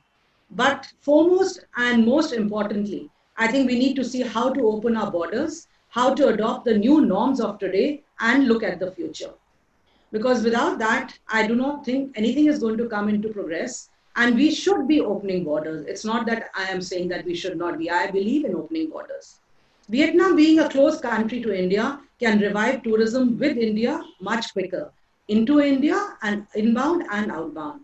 Especially it can be bundled with Cambodia and Laos too. To achieve this, I think Vietnam needs to prominently advertise the new norms being practiced in Vietnam, which we've heard some, but we need to put this into through media, through social media. The correct information is something that needs to be delivered to the traveler, because then only the confidence of a traveler is going to move up. We need to, of course, emphasize on safe tourism, taking into view social sanitization, hygiene, social distancing in hotels, restaurants, everywhere, starting right from the point you start to travel.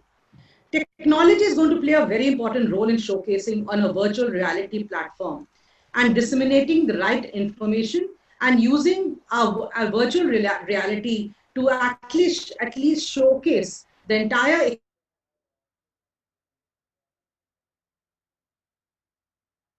Internet connect. Yeah. Can you hear me? Yes, ma'am. Please go on. Beaches, restaurants, and more. How do we take this further? I did see a few representations on the slides which I saw, but we need to motivate the traveler. And he only needs to a small nudge or a push because he is frustrating and wanting to explore again. How do we really generate the confidence into a traveler?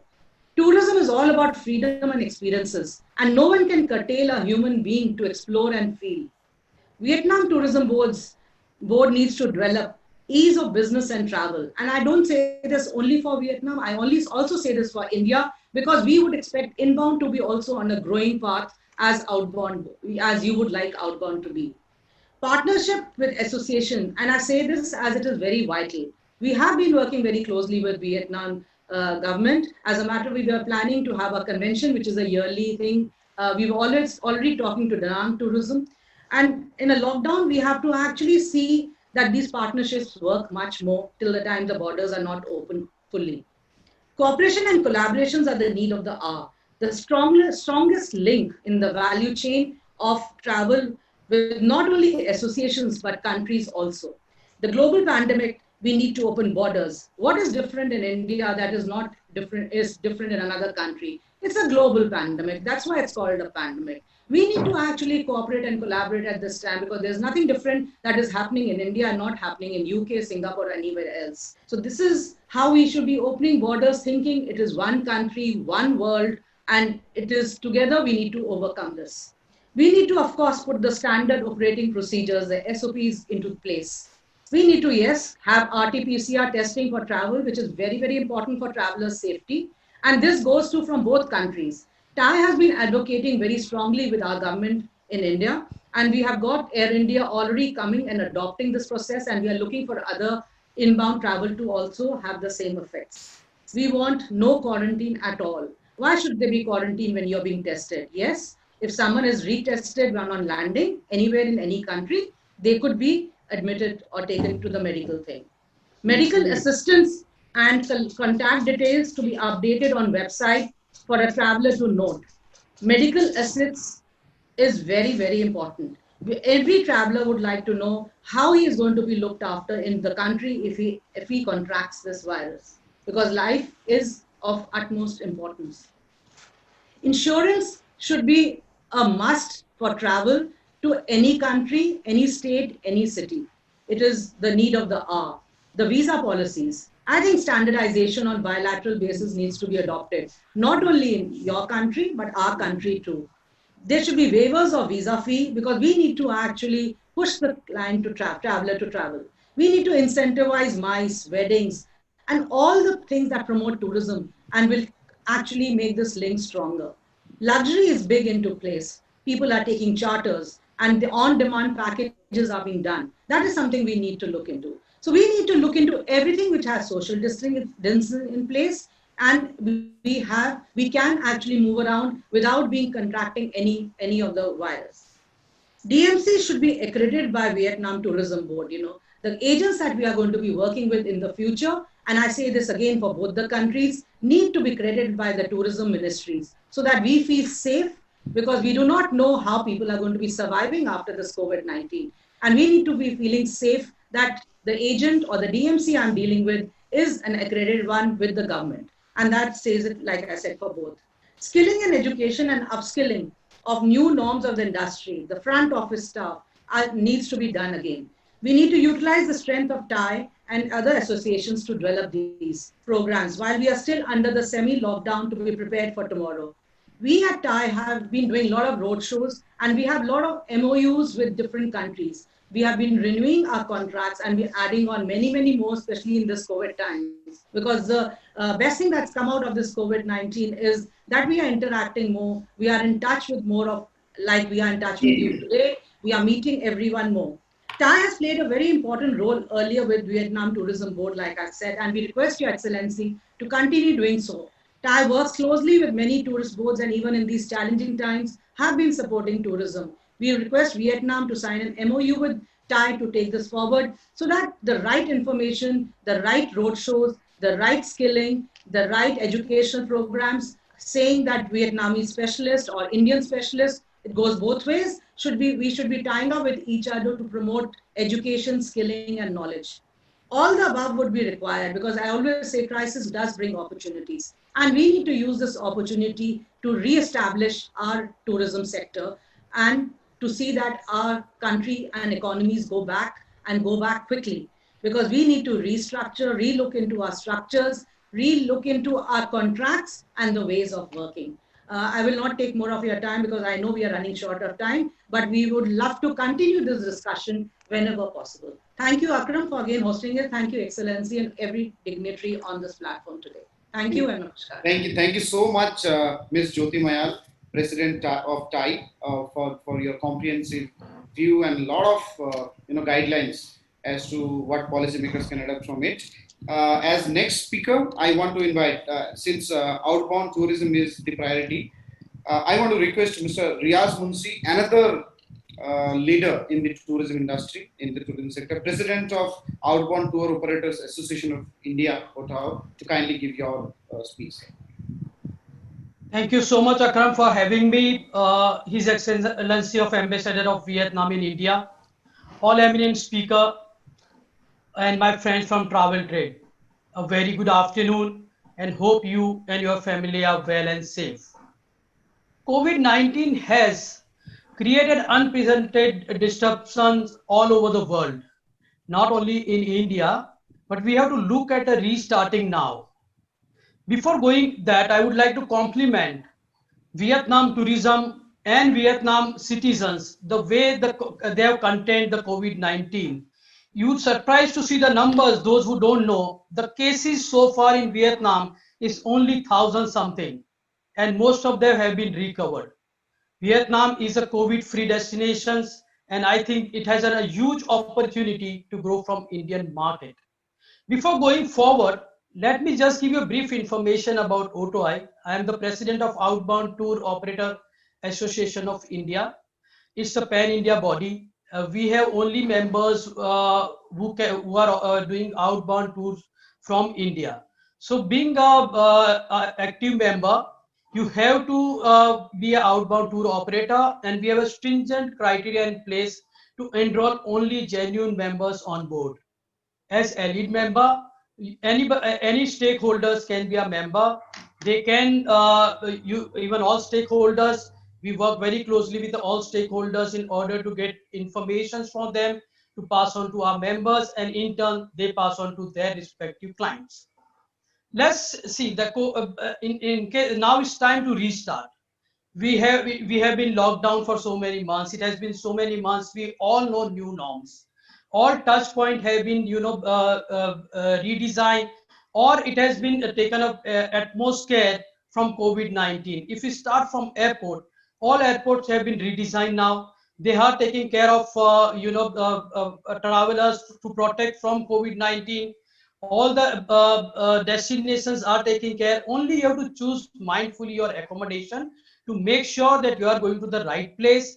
The accommodation has either certification, if there is a certification in this particular country, or it is following the SOP of that particular countries. In case we keep that in mind, we have to start tourism slowly. As we all know, tourism is a backbone of world economy. If we start now, it is going to start in phases.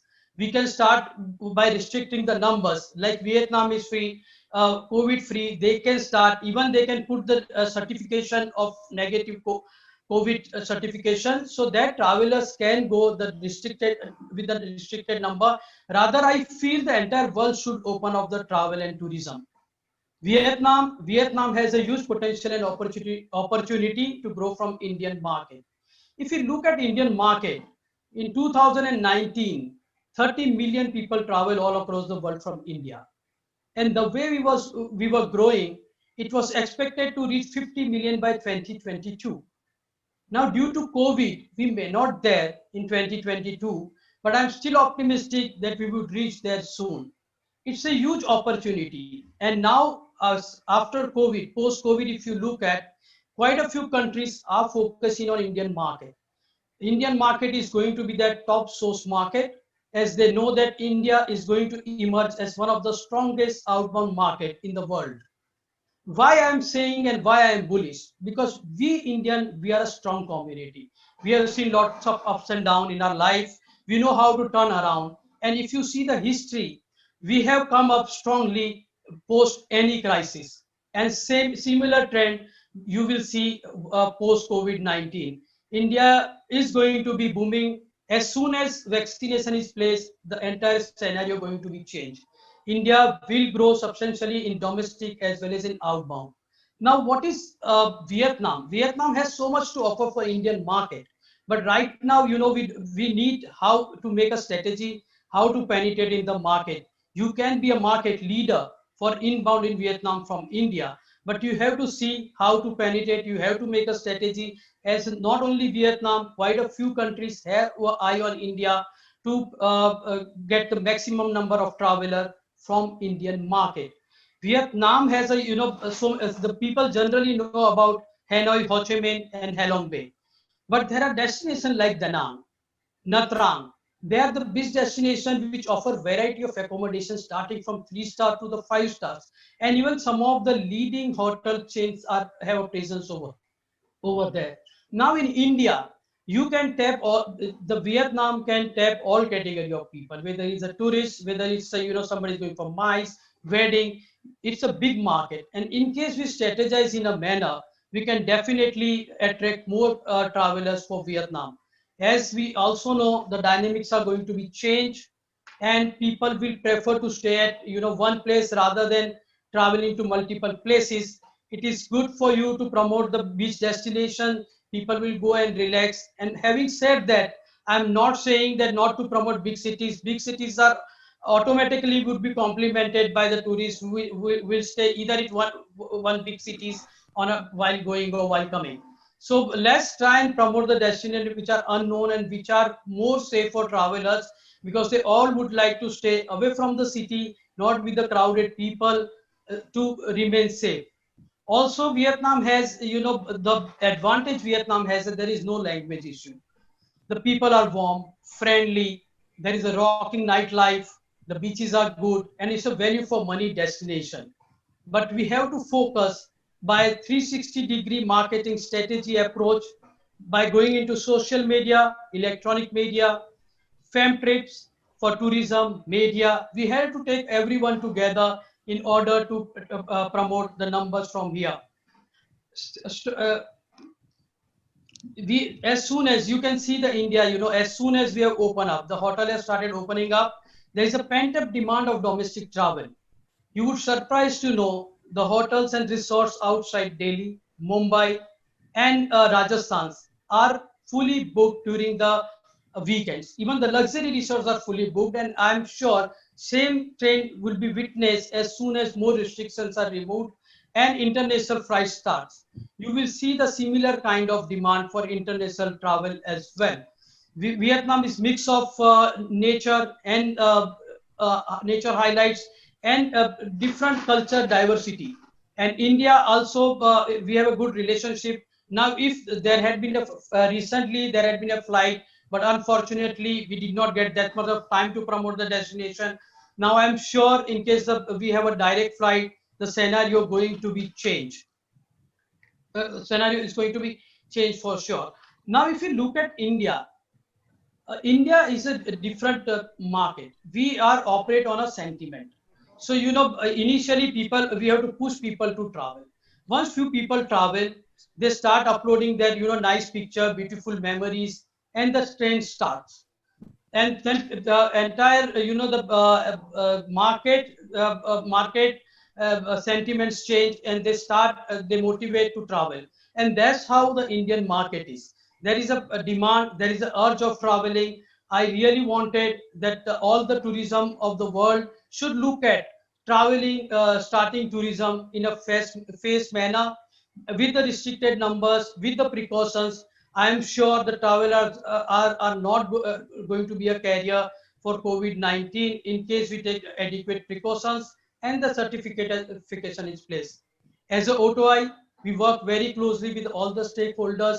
In case Vietnam need anything, we are ready to help them. We are ready to associate with them. We are ready to collaborate. In case you wanted to send any messages to our database, if you want to be you can be our member, and we can work closely and see how number can grow. Thank you so much. Thank you so much. Thank you so much, sir, for your wonderful insights. And I'm really happy that Embassy will definitely contact you in terms of how we can expand so and much. promote it further. Thank What you I wanted to also, I came to know to my mind is that a couple of months ago when the border was open, a lot of schools came up, reached out to us, and they wanted a lot of education tours to different schools. So if you can also reach out to the education sector and the cross-country education sector, I think there's a huge opportunity. Without taking any more time, I have another, leader in the tourism, from the tourism sector, Mr. Pranab Sarkar, who is the president of Indian Association of Tour Operators from the domestic tour sector. I want to request Mr. Sarkar to kindly give your keynote remarks. Good afternoon to all, His Excellency and all dignitaries and my colleagues from India and my friends from Vietnam. Thank you very much for giving us this opportunity, and I appreciate Mr. Akram for giving us this opportunity to talk about Indian tourism as well as the Vietnam tourism. We are the Association for Inbound Tourism, and we are the apex body having more than 1600 members, and most of our members are handling inbound tourism, and some of them are also handling outbound tourism, mice tourism, and they are also specialized in other wildlife specialists, adventure tourism. So we have a mix of all kind of tourism DMCs, and we are also having our members selected and recognized by Ministry of Tourism, Government of India. That means that any member of IATO is a authentic DMC for providing the services, and they will stick to their commitments.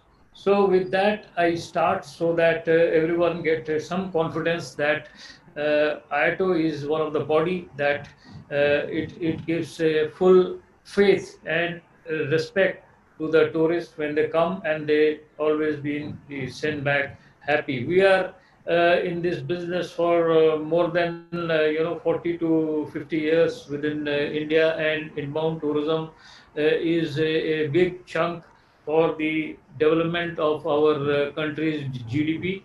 And I am not going to talk more on the figures part, but rather I would like to say that India is a very beautiful country, and here once you come here, you have to come back again. You cannot complete visit India within a week's time. You have to minimum stay 2 weeks, but because of the distance is less, the short tours are also possible. So normally from long haul tourists, they spend minimum 21 nights, and the short haul distance they spend about 1 week to 12 days or 10 days, like that. So we have various tour packages, and everywhere we assure that our trademark is the assurance of our services, and we definitely look after. Vietnam tourism is the latest venture for Indian tourism as far as we are concerned. I remember that India is already started operating had some road shows.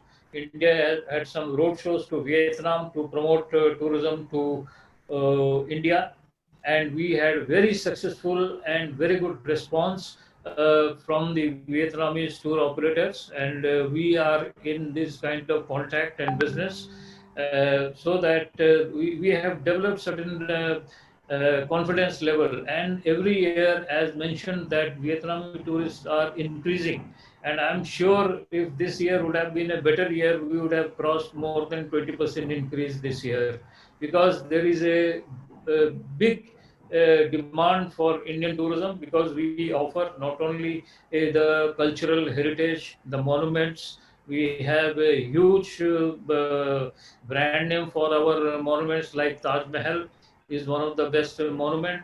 The Golden Triangle is the another thing. We have Kashmir, beautiful valleys, garden of tulips. We have Valley of Flowers. We have best of the adventure tourism.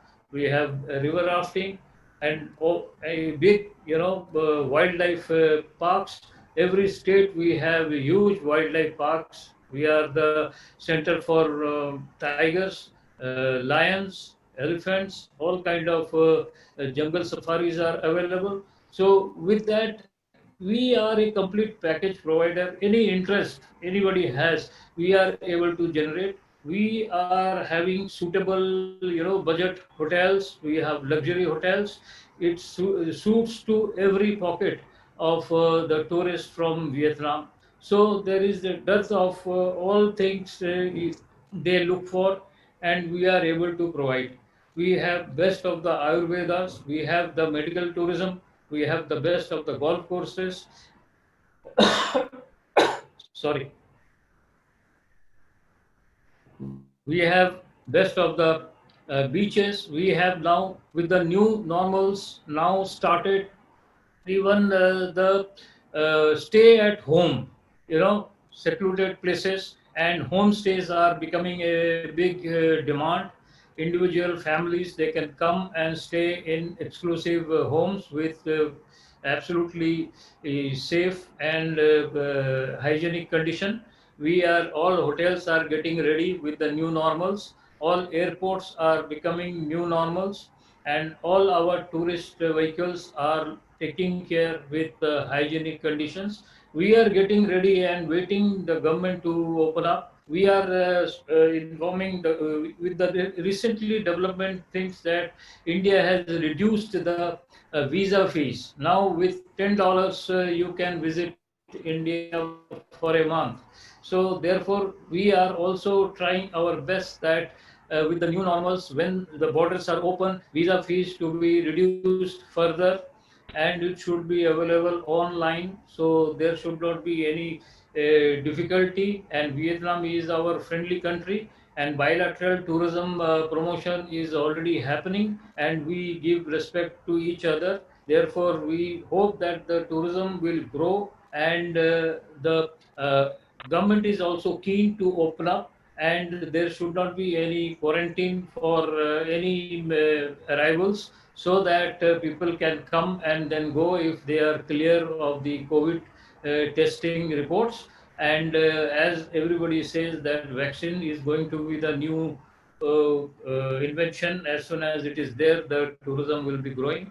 And I believe that Indian tourism is not only a big, the support for the economic development, for it is also a economic activity in Vietnam also, and both the countries can benefit out of this tourism activities.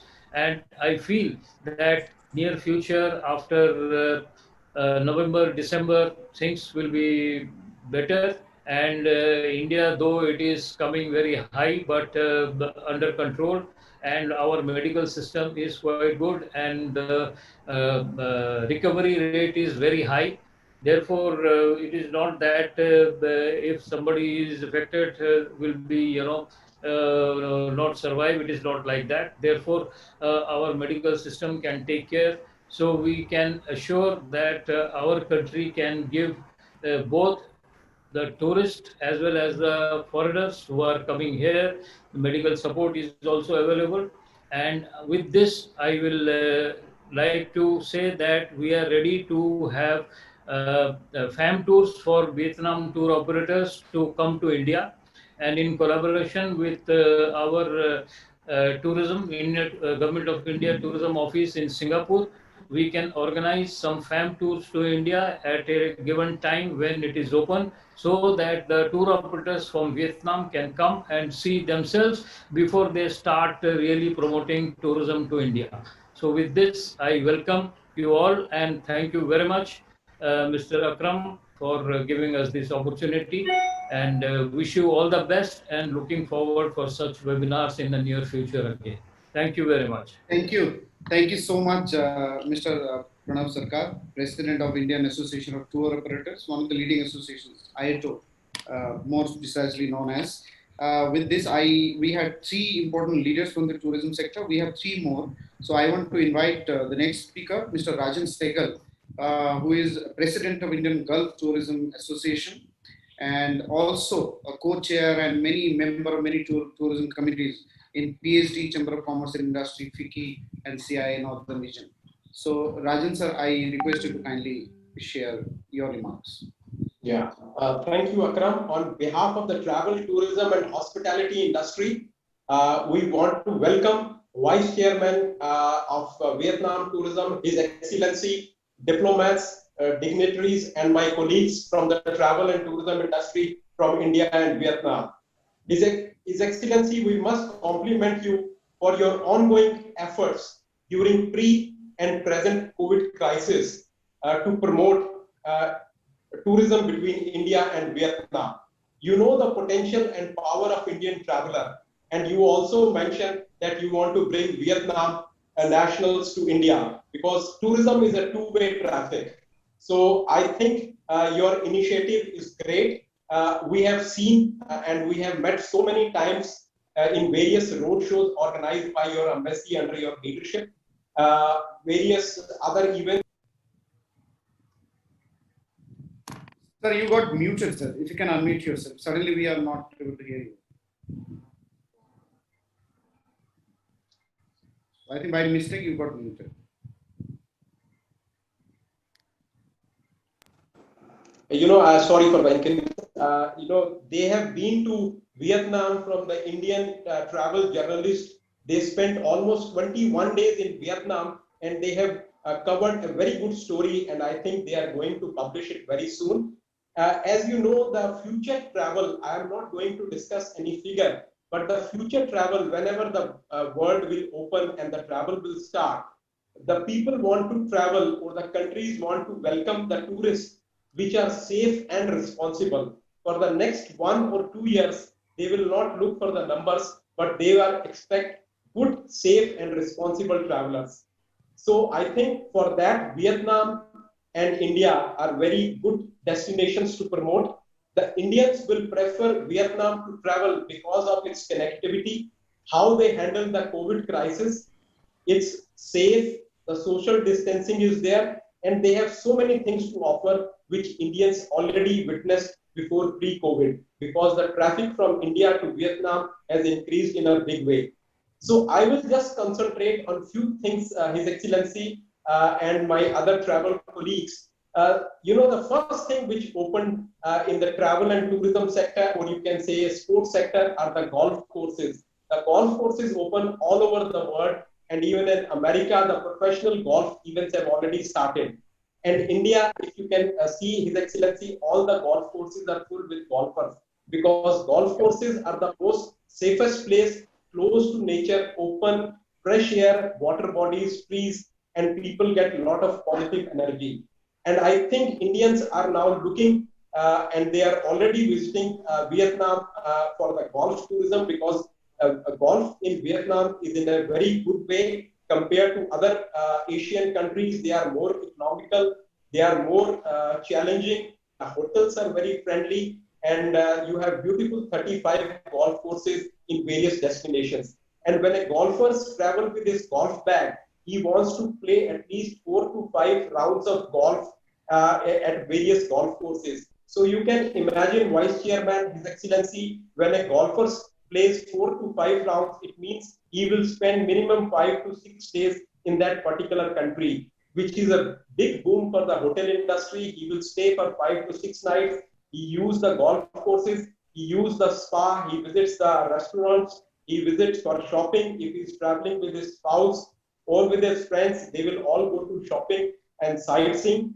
And the other things, His Excellency, which you have worked very hard, you have taken Indian weddings also to Vietnam. But at the moment, I think weddings, because Indian weddings are in huge size, so it is average is 300 to 400 guests, I think, which is not applicable. But you can concentrate on honeymoon travelers, because honeymoon couple are looking for now a safe and very open place. And I think Vietnam will be a good destination for honeymooners, because Indian honeymoon couple at the moment is spending average 4 to 6 lakhs of rupees on his honeymoon trip.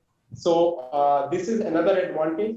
And film tourism, I think, is coming in a big way. The Indian film industry is now coming with short films, with OTT platform, Netflix. And when they are going for shoot now, they are looking for places close to their country, and their units will be in very less number, because with PhD Chamber, we do an annual film tourism conclave, and we got this feedback from Bollywood that they are looking for countries which are very safe during these crises. So I think once your country is promoted in Indian films or Indian serials, I think you don't need to do a big road shows. It will automatically go the message to the entire nation, not only in India, but NRI settled outside India also, because now whenever the Indian movie release, that releases worldwide on one particular day.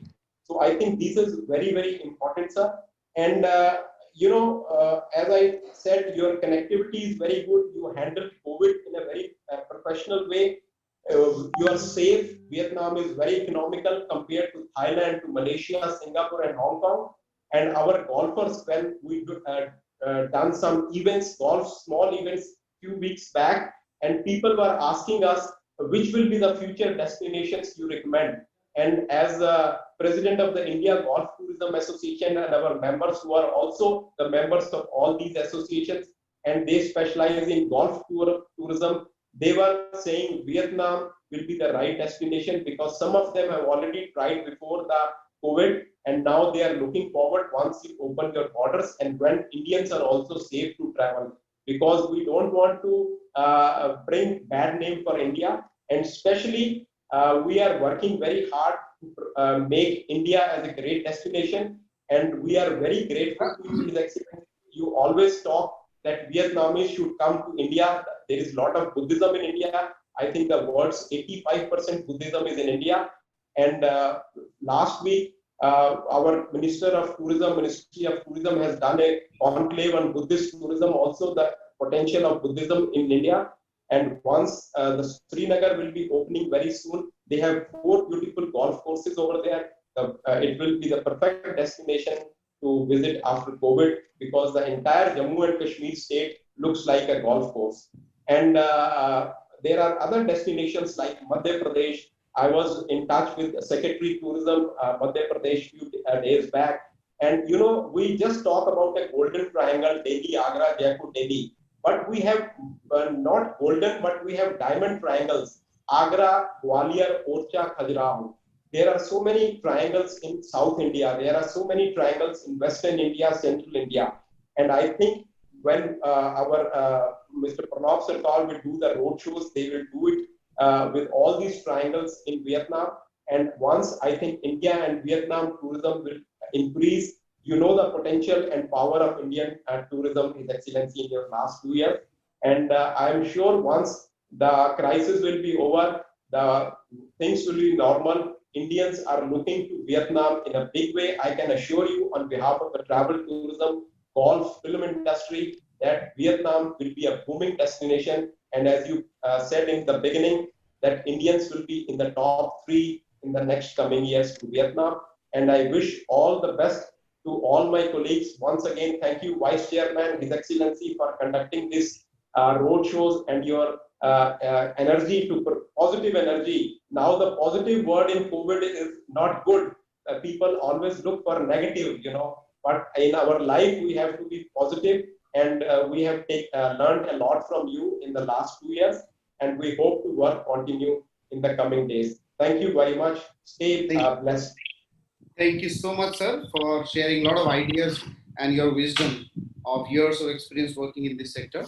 Now, religious tourism is a brilliant opportunity to explore. I want to request Dr. Kolesh Kumar, Secretary General and Founder of Association of Buddhist Tour Operators, to kindly share your views. Sir, if you have to unmute, sir, you have to unmute yourself. Hello. Yes. Thank you very much, Bikram sir. Respected His Excellency and respected all participants. As we are inbound tour operator, we want to say only one thing.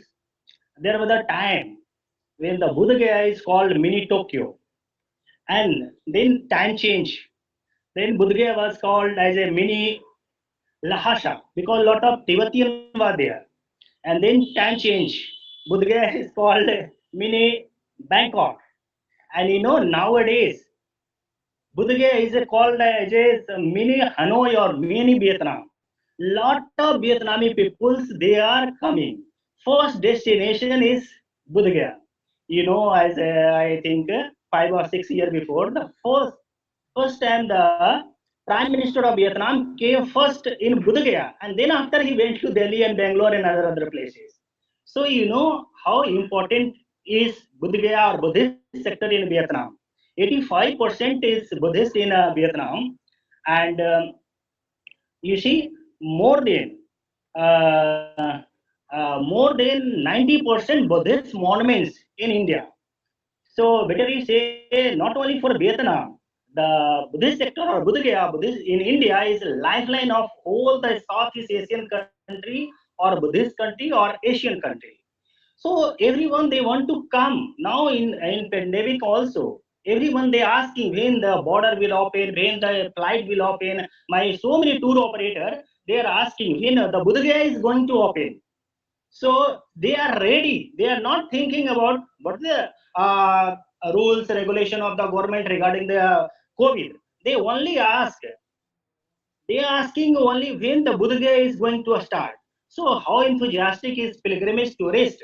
They only want to come these places. So I'm saying na this is the India is the main destination. You see, just as a motherland, and this is the lifeline of all Buddhist countries. So better you come all these places.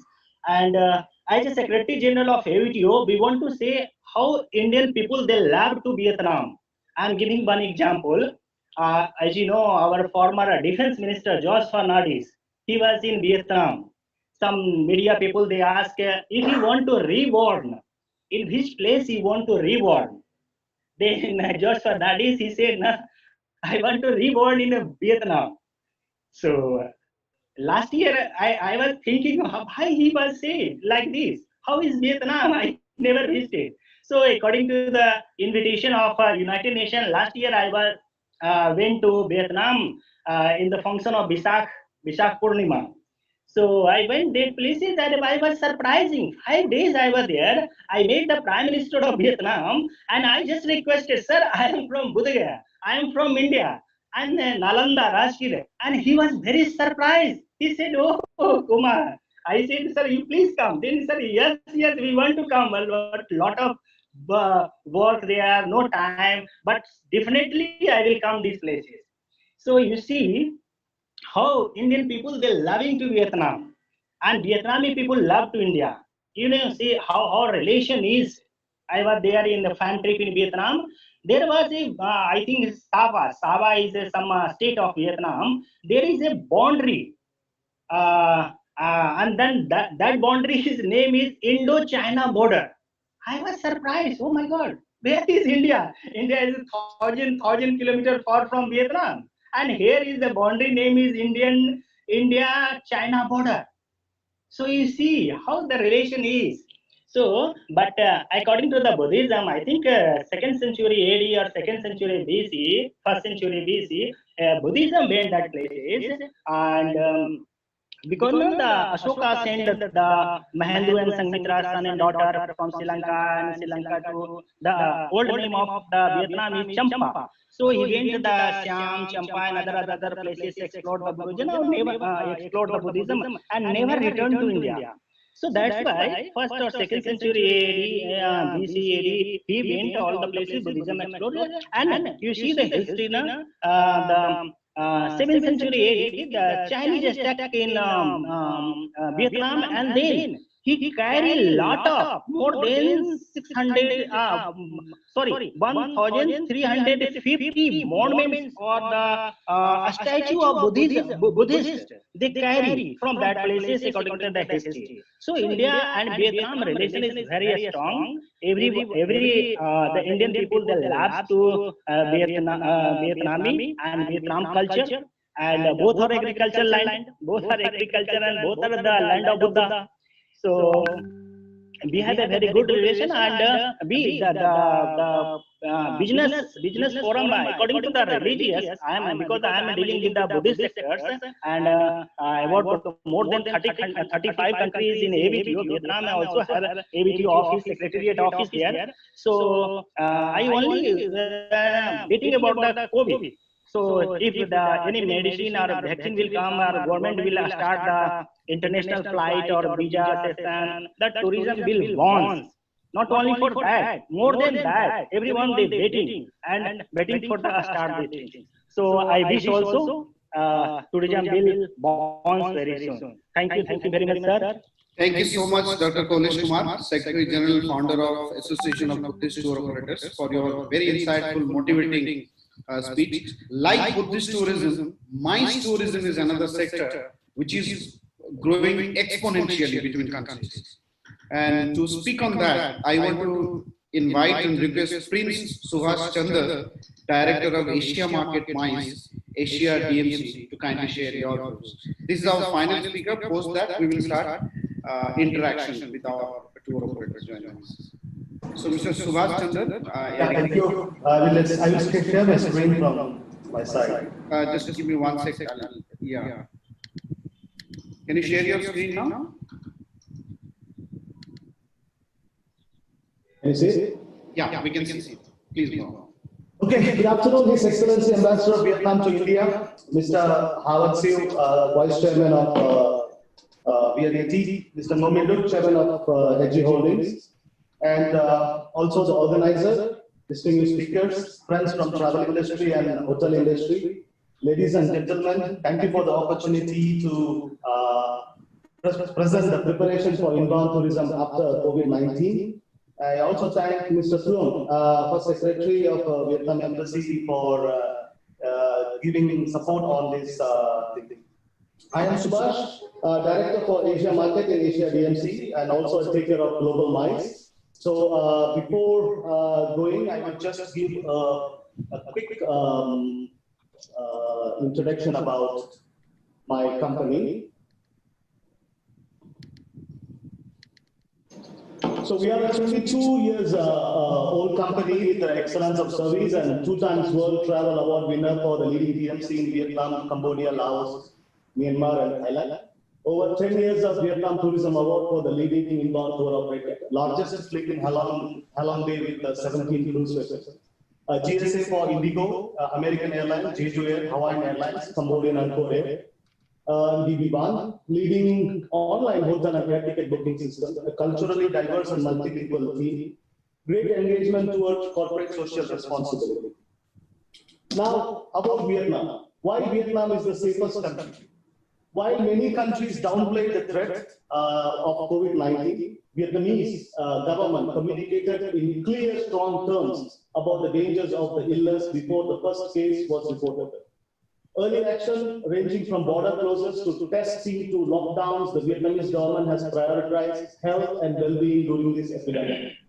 The Vietnamese citizens has a strong awareness on the disease and knows how to maintain social distance safety measures by using temperature screening, wearing masks, gloves, make them they are ready to handle the tourists or travelers once the borders are open.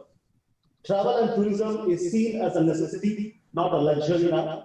And tourists will not only travel to most beautiful and interesting countries in the world, but primarily to the safest. Vietnam is doing a fantastic job in proving that it is one of the safest countries in the world.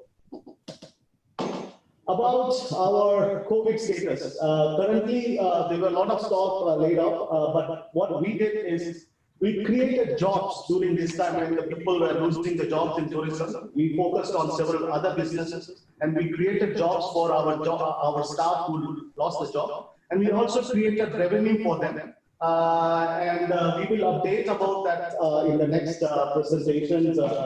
And we have also developed several products. We have developed our B2B portal and the tour management system, in-house training the staff, and we have also traveled several agents from India. We have a key staff based in India, Mr. Ravindra Chandan Sive, who is taking care of the new business and training. We are more focused on online development. And we are focusing on purchasing because when the situation gets better, people will look for a better price and a high quality service. We are also training our local suppliers and partners for a healthy and safety operations. And we are also preparing for a social distance conferences with 100% safety. And with the support of Vietnam Embassy in India and Indian Embassy in Vietnam, we organized 2 special charter flights by INDIGO and looking forward to organize the 3rd charter flight end of this month to bring Indians from India to Vietnam and also bring Indians from Vietnam back to India. And we have, for the new business, we have prepared into 6 protocols. So the first one will be the pre-departure information and preparations, then welcoming guests upon arrival, healthy and safety briefing, hygiene and safety standards applied to HG staff and escorting crew, touring related standards and procedures, suppliers related standards and procedures, assistance and medical procedures. I will just quickly go through each topic. So pre-departure information and preparation is like our travel consultant will inform the travel agent of every evaluation of the country's regulations and procedures, including visa and travel restrictions within the country. Our travel consultant will inform the agent of any mandatory or recommended amendment to be made to the guest book itinerary program. A special continuously updated travel kit recommendation will be sent to the travel agent at least 2 weeks prior to the guest's arrival and including all the essential mandatory items guests shall bring along with them. A waiver form covering eventual COVID-related medical expenses will be sent to each travel agent and will have to be returned signed to Asia DMC before the reopening of joint travel operations. And welcoming guests upon arrival, health and safety briefing. Please note this is after the situation gets better, so we are just in the process of preparation. So upon arrival at the airport and after clearing immigration procedures, guests will be welcomed by the tour guide and presented with a briefing about the sanitary situation in the country, as well as the standard safety and hygiene guidelines. Until further notice, for all tours blocked without airport welcome service, Asia DMC will ensure that a member of our customer care team is welcoming the guests upon their arrival at the hotel to facilitate monitoring and enforcing healthy and safety protocols. Guests will be handed contact details of the tour guides as well as our customer care team and the relevant hotline numbers set up by the country's health authority for COVID-19 response. And during the tour, we have hygiene and safety applied to our staff and the escorting crew.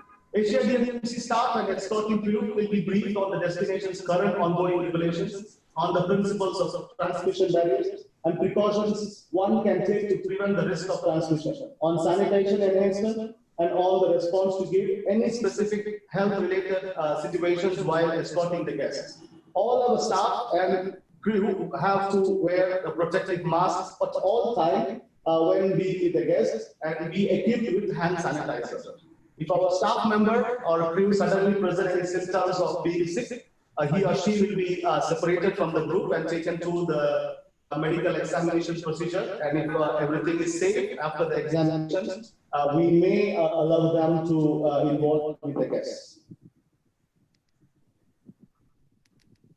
About touring related standard and procedures. The tour guide will remind the guests several times per day about the country's preventive guidelines, as well as eventual extra recommended measures to prevent any risk of transmission. Additional briefings will be carried out by the tour guide toward the guests before specific activity or visit. The tour guide will stock masks and hand sanitizer in sufficient quantity to provide the guests if they require during the tour. The tour guide will also ensure a host of preventive measures, including social distancing amidst the communities to prevent transmission risk between the guests and the locals.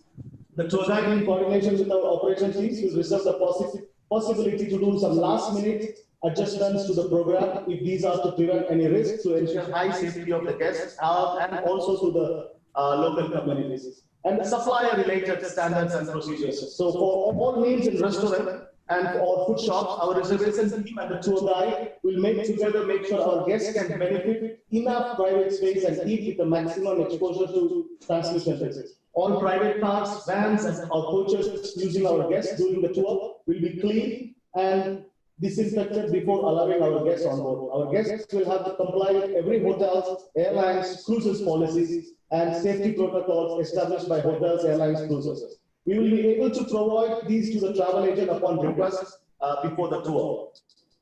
And assistance and the medical procedures. Asia DMC will prepare the travel agent to provide the insurance details if applicable for the tour, for the guests prior to the departure, as well as an emergency number of our staff to reach the travel agent in case of necessity. Asia DMC's customer service team will be available 24/7 to assist the guests with any COVID-19 related issue or question. In a case a guest shows any symptom, the tour guide and our customer team will take care, provide immediate assistance for the guest to be taken in charge by the relevant medical authority. In case the holiday of the guest is impacted directly or indirectly by any COVID-19 related situation, we will offer assistance to amend the guest program. Will be an extra fees related to the amendments will remain at the guest charge. In the meantime, I also would like to thank some of the hotel partners who are in this conference, whom we are working currently with for some new procedures and new programs. Thank you to Winpol and a few other hotel members who are in this Singaman. Thank you. So thank you so much, Mr. Subhash Chandra, for sharing your view on this. With this, we come to the end of our second session and final session, and we will go into the interaction. So we finished at 2:37. So we have more than, I think, 20 minutes, 23, more than 20 minutes for interaction. So I would request Excellency to maybe share a couple of thoughts about the discussion we just had, and giving a direction to the interaction that we will have. So I request all tour operators be kindly active. Now I will unmute everyone. So you can unmute yourself after this. So yes, you can unmute yourself all. So I request for first Excellency to kindly give a direction and thought about the discussion we had.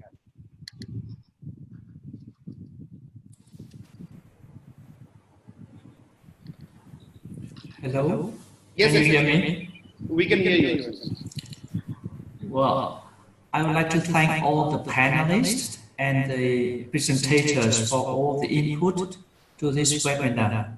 I believe that this is a very important presentation and particularly very important recommendation. I also highly appreciate all the assessment concerning the impact that COVID-19 has caused to the sector of hospitality and tourism.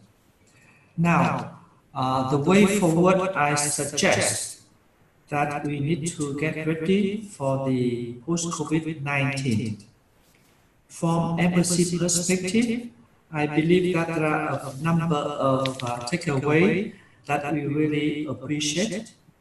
Number one, from the presentation of Mr.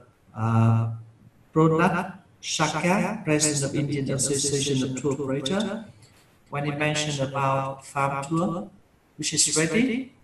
I believe that all the Vietnamese tour operators are very keen in this package. For the time being, we are still not having a direct flight. What I suggest is that the Embassy of Vietnam would like to participate in any farm tour that you can organize. At the end of this week, we are going to the bird sanctuary Paraput, a UNESCO site which is 220 kilometers away from New Delhi, in order to explore a new destination for Vietnamese visitors. So if we are ready to contribute, and after that we will promote this destination through our website and through our different platform. So we appreciate if Mr. Saka can guide us on the new package for the farm tour. That is the first thing. I hope that it's as different from the conventional and traditional tour package that the embassy, their staff and their clients are used to. Namely, we have been to the triangle operator, we have been to the Sikkim region, we have been to the Northeast region, we have been to the Bodh Gaya, Varanasi, Buddha-related circuit. So that is my first session, my first recommendation. My second recommendation to Mr. Shakal, I appreciate his input very much. I believe that gold sectors is booming definitely after the COVID-19. And actually, we just launched a new golf academy at the embassy during the COVID-19. I think that's one of the things we enjoy most is, of course, post the lifting of the social distancing, the opportunity to play golf. So we also look for a golf package. First, for our embassy staff, we are around 16 people who are golfers. and then we will promote that. We will promote it through our network of Gulf Magazine. There are a number of platforms. So this is also very important. So I appreciate if Mr. Shekel can guide us on that matter. The third suggestion concerning the film tourism, we have met a number of filmmakers from Bombay. They asked us, is it possible the government of Vietnam pay for their expenditures on the site in Vietnam when they come and shoot? According to our regulation in vigor at the moment, we cannot pay them all the expenditures that they have used during their shooting in Vietnam, but we can think of the possibility of teaming up with the local sponsors, namely hotel owners, hotel management, or site owners, in order to contribute to the deduction of expenditures which is occur during their shooting in Vietnam. So I am ready to entertain with this great group of people. I think if we are able to develop film tourism in Vietnam, that would be very fantastic. At the moment, Netflix is becoming also popular in Vietnam. We have a number of Vietnamese film accepted and shown on Netflix platform. Another sector I also want to develop is honeymoon travelers. Honeymoon travel is very important, as you mentioned, but by and large we also need to have the flight, its resumption. So it's also pending for the time being. But there is one sector that we can work, which is the religious gathering. Last year, I got a proposal from an organization based in Uganda. That one is the patron of a big religious gathering. They want to organize a gathering of 1,500 people. Those are the Hindu who go to Da Nang and practice week meditation and prayer, a week-long meditation and prayer in one of the isolated resorts. But at that time, we are not able to get clearance from the government. So I think this is also can be organized with if you travel. At that time, they intended to organize the two special charter flight, one coming from Mumbai and the other coming from New Delhi. I think that if you have any suggestion on that new venture, we are ready to work on that. Now, the last one is about new destinations for Vietnamese visitors. Of course, as the chairman of the Buddhist, Mr. Kolesh Kumar mentioned about Bodh Gaya, which is becoming a mini Vietnam in Hanoi. Yes, I couldn't agree more. When you go there, you will see a lot of street vendors. They start speaking Vietnamese, so they know that Vietnamese visitors are their main clients. So I think that we do need to promote further about that, because it has been very strongly subscribed to by the Buddhists in Vietnam. But I want to talk more about the diamond triangle. And yesterday I met the people from the railway ministries, and that reminded me about the palace on wheel, which is very interesting. I can guarantee that this is also one of the new destinations which can attract a lot of wealthy people from Vietnam.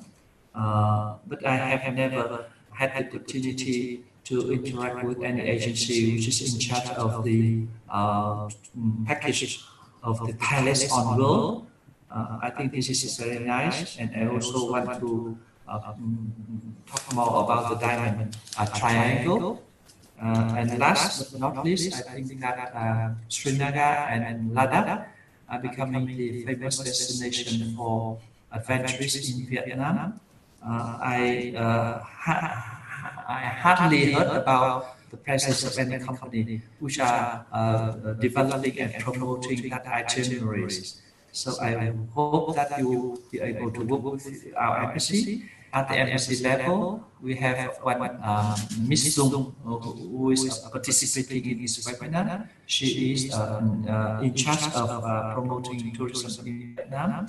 And we have also Mr. Thượng, who is the counselor in charge of trade. He also has the responsibility in promoting tourism in Vietnam, tourism and adding both ways. So having said that, I just want to once again thank you very much for your deliberation. And now we are working as our last speakers, Mr. Chanda mentioned, we are working on our third charter flight of Indigo to Vietnam. We hope that if in the case of the absence of a direct flight brought about by the restriction of the government, we will be able to organize in general a flight, at least a flight per month, to carry people back and forth. So this is what I would like to add at this stage. Thank you, Akram.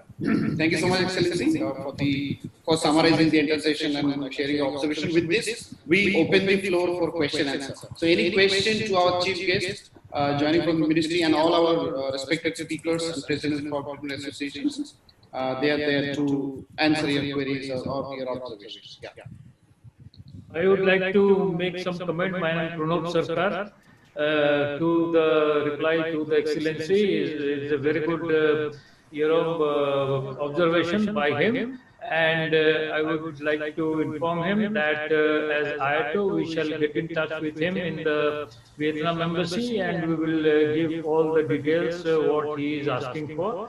Plus, additionally, I would also mention that it is the luxury trains. It is a very good product for India. Not only that, even for Buddhist sector, we have a train service from New Delhi to covering all the Buddhist sectors. I'm sure once the COVID is over, the train will start again. Those information will also forward you. We have various programs on Kashmir and Ladakh and honeymooners. So we will definitely support you so that you can put on your website, and then it can be promoted in Vietnam in a large scale way. And appreciate your point, very well taken, and we assure you that we will support you all along for the promotion of tourism. Thank you very much, sir. Thank you, sir. Mr. Virendra Singh Varmaji, you raised your hand. So, yes. Are you able to hear me?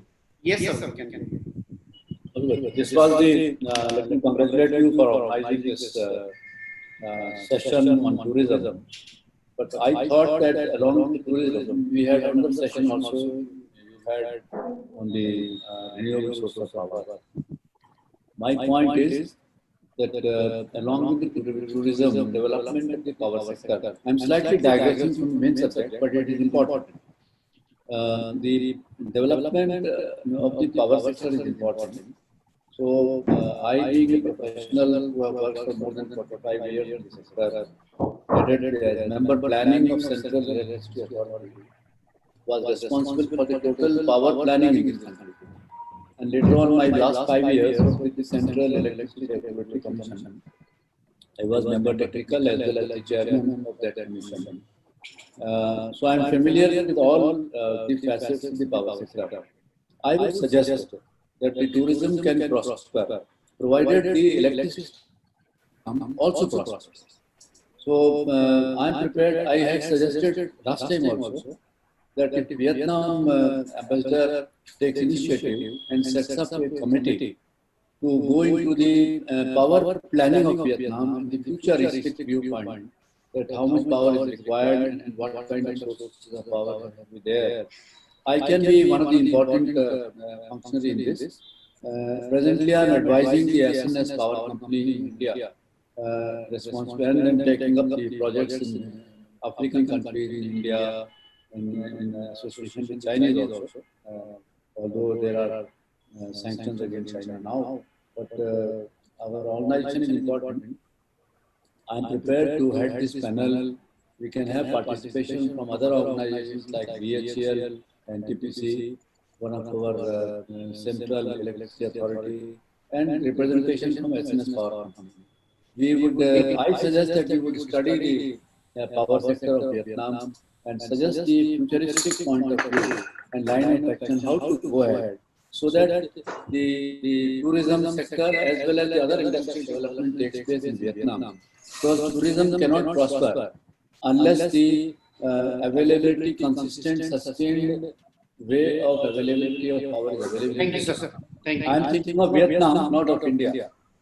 Tourism is a mutual both ways. Noted, sir. Yeah. That was my. Thank you so much. I'll request to keep your question or observation a little brief so that we can have a little more, points from the. Thank you so much, sir. Kuldeep Singh Sahni, sir, wants to ask something. Sir. Your Excellency, thank you very much for this initiative. I really appreciate that you ongoingly keep on bringing the Vietnam closer to India. My question is that after COVID, the only thing that the traveler will be looking at will be a safe place to travel. What actions are you taking, or the tourism boards over there and the cruise bodies going to take to induce that confidence into India market, that people from India start traveling to Vietnam? Thank you. So, any more questions? We'll take a couple of questions together and then we'll go to the Excellency and our honorable speakers. Any other question? I saw one more hand. S.B. Lal. Yes, sir. I'm the managing director of the Large Travel, and I'm in the trade for more than 5 decades. And I've got a very good relations with the Vietnam Embassy and the Vietnam Travel Administration, and Mr. B and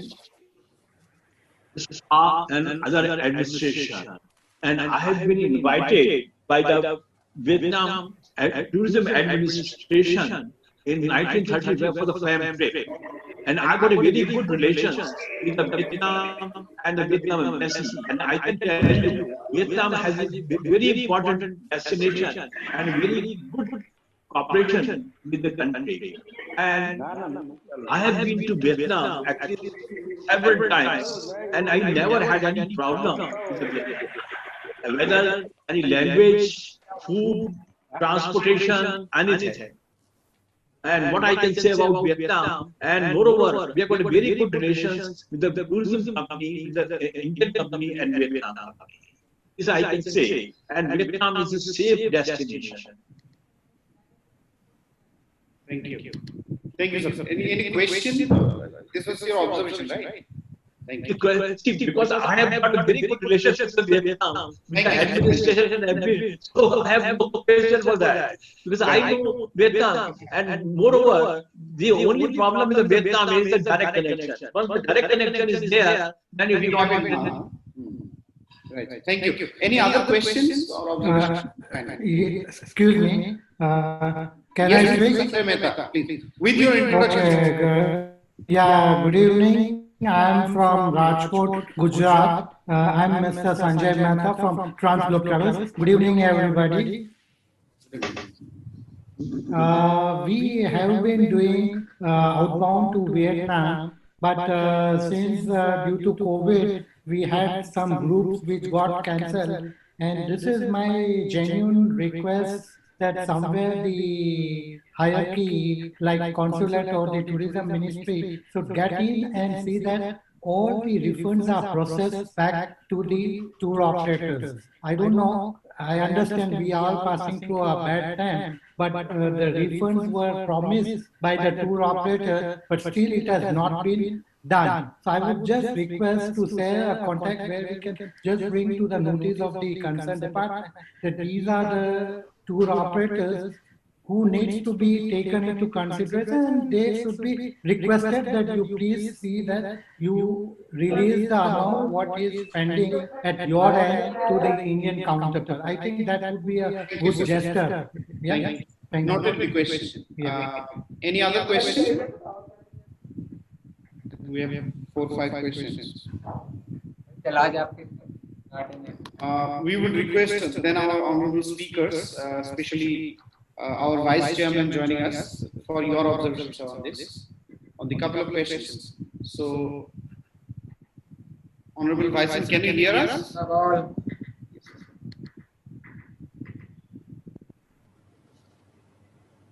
So, Mr. Habam, can you hear us? Sir? Yeah. You can unmute yourself. Yes. So we had a couple of questions from our audience with regards to when is the flight starting and precautions and some other areas and some refund issues. Could you repeat it again? Sorry. Yeah, so we had a couple of questions from our tour operators regarding the timeline. When I would request others to and some last query was sorry, I cannot hear clearly. Akram, you can put everybody on mute and then you can unmute the vice president. Yeah, I think. Anh Siêu ơi, anh có nghe rõ không? Yeah, you can unmute. Yes, Excellency, you can speak. I want to explain to Mr. Vice Chairman so he can answer. Right. Anh Siêu à? Yes. Họ có 3 câu hỏi đấy. Câu hỏi thứ nhất là bao giờ thì mở lại chuyến bay được cho các cái du khách. Câu hỏi thứ hai là làm thế nào để tạo cái lòng tin cho khách Ấn Độ đến Việt Nam vào thời điểm này. Câu hỏi thứ ba là những khi một số cái tour mà đã đặt đi Việt Nam rồi xong bị hoãn vào phút cuối thì ở trong nước hứa là sẽ hoàn lại các cái chi phí. Thế thì đề nghị cơ quan chức năng ủng hộ họ.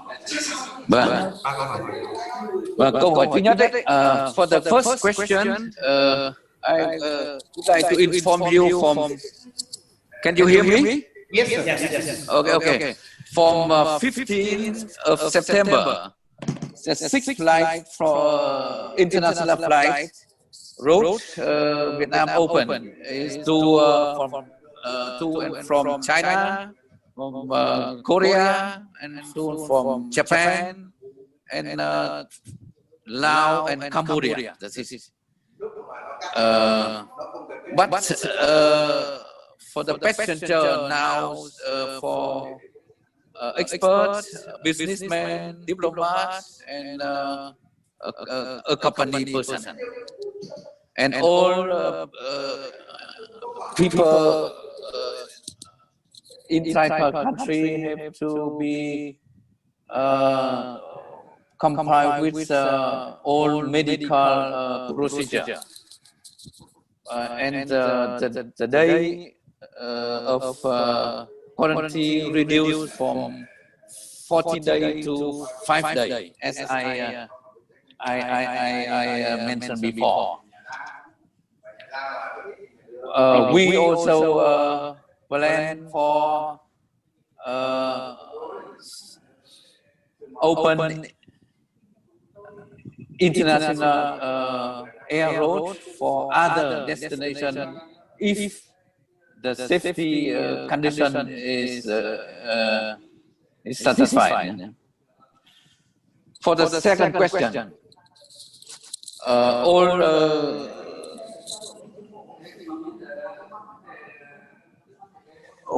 the tour from India recently have cancelled. We will work with the business and association to solve these problems, as to minimize all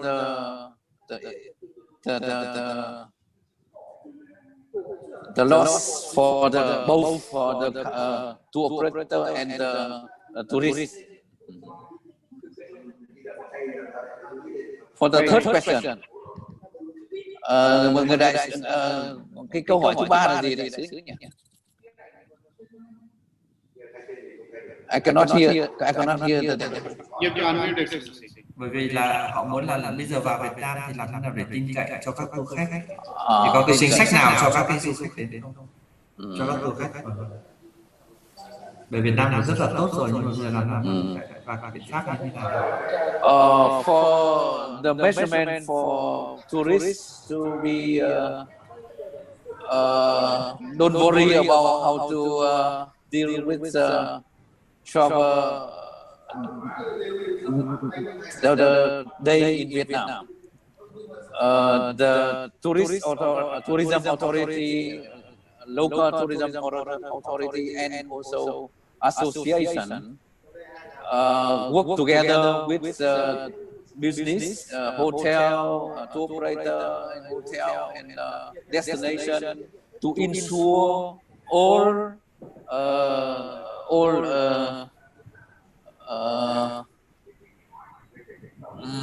condition and facility and medical treatment and everything for tourists during the stay in Vietnam. From the first day they arrive, all the medical and safety facility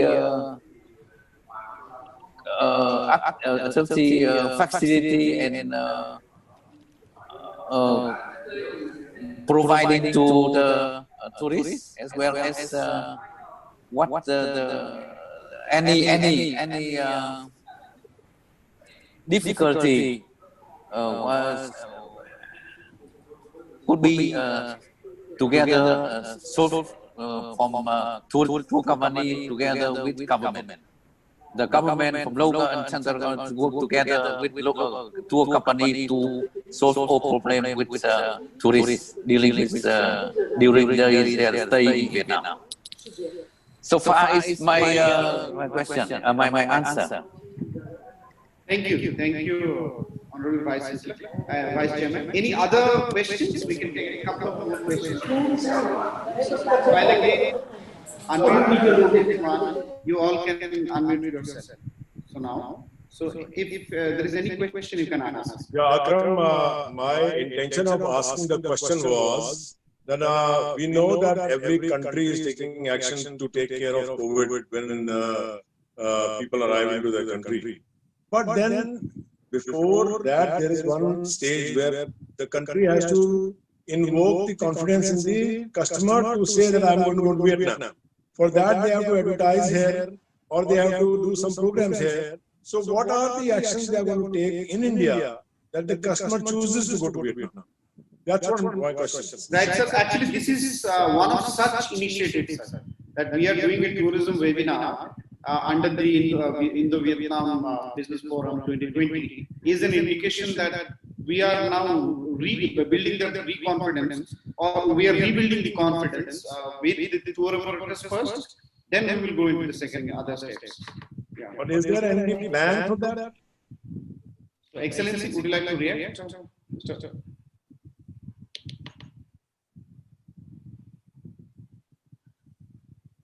Excellency, can you hear us? Yes. Yeah. So, are there any initiatives you are taking to rebuild the confidence in India?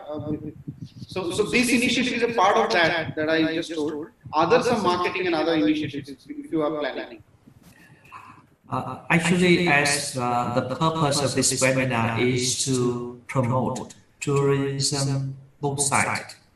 That's why we have the presence of Mr. Ha Van Siu. He is in your system like secretary, tourism secretary. He's in charge of he is in charge of tourism in Vietnam. That also indicates a strong testament of Vietnam to promotion of tourism in general and between India and Vietnam in particular. Now, he also mentioned that there will be from 15 September direct flight from 4 destinations to Vietnam. And if you want to fly to Vietnam, you can have a transit flight through those 6 cities in order to get to Vietnam for tourist purpose. At the moment, we have every week one flight. I mean, basically 2 flights per week. The issue now is whether India will open your door to those 4 destinations or 6 destinations. I understand that India has signed a bubble travel arrangement with a number of countries on the west, and especially with the UK, Canada, Germany, and USA, and some Middle East countries. So until the door is opened for the east side of India, then visitors from India can go to Vietnam. I think now it's perhaps premature to think of a big inflow of visitors to both India and Vietnam. Therefore, what I suggest is that we get everything ready. So when the situation is stabilized, then we can work with that more strongly and vigorously. Therefore, I suggest that all the association present here today by their president work with our embassy, with our economic section and our trade section in order to develop an agenda of tourism promotion once COVID-19 is over comparatively. Thank you. Thank you. Chetan sir, you want to ask something? Any other questions or our honorable speakers who are here? If you also have any observations, Jyoti ma'am, or Mr. Dhruv, if you also have any, or Pole sir, if you have any observation, question, anything, you can please feel free to ask. Yeah, hi. This is not a question, this is a suggestion on the behalf of SCPL Group and Tourism Promotion from India. This is a request to the head of tourism in Vietnam and to His Excellency that post-COVID there should be some kind of promotions which should be run on the major TV channels across India by Vietnam government and Vietnam Tourism Board. Unlike we have been attending a lot of webinars with various tourism organizations and embassies so far since last 3 months. And we have been realizing that a lot of hoteliers, especially the 5-star hotels and 4-star hotels, they are showing the precautions, the way they are managing their hospitality, and the kind of gesture they will be giving to our guests across India as well as abroad. So I think since there are lots and lots of activities which are possible both in India as well as in Vietnam. So especially for Vietnam, I request that whether it is adventure or it is honeymoon or it's a MICE activity, because Vietnam is very famous for mice. And the biggest problem which will going to come will be while handling the mice groups, because the numbers will be very high. They will not be individual passengers. They will be 300 people, 500, 1,000 people coming from various corporates from India. So I request embassy as well as the tourism board that you should create a video in and around Vietnam with during and post the pandemic, with all the precautions and what all activities can be shown, and how the tourism will going to take place over there, and what health precautions will be taken by the hospitals in Vietnam for the tourists who will be coming not only from India but also from other subcontinents. So this is a humble request. Thank you so much. Thank you. Thank you, Chetan. Two more questions there are in the chat box. Jyoti ma'am, would you like to say anything? Yeah, actually, I would like to reiterate what I said in my thing. Thanks, Akram.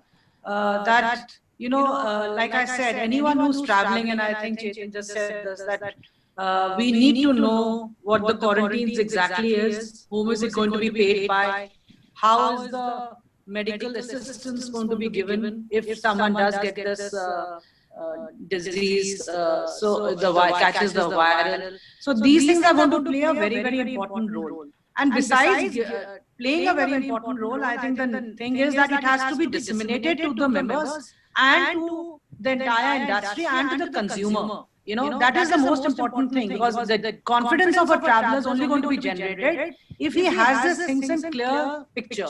So that's why we need, I think the need of the hour is that, you know, we have been as TIE signing a lot of MOUs to work together to promote destinations mutually, both India and other countries. I think that's the first step which we should be doing. And I'm going to request Excellency and the Tourism Board to please come forward to tie up and have MOUs signed with the associations so that there could be some relevance given and importance given, and the right format to move forward should be done.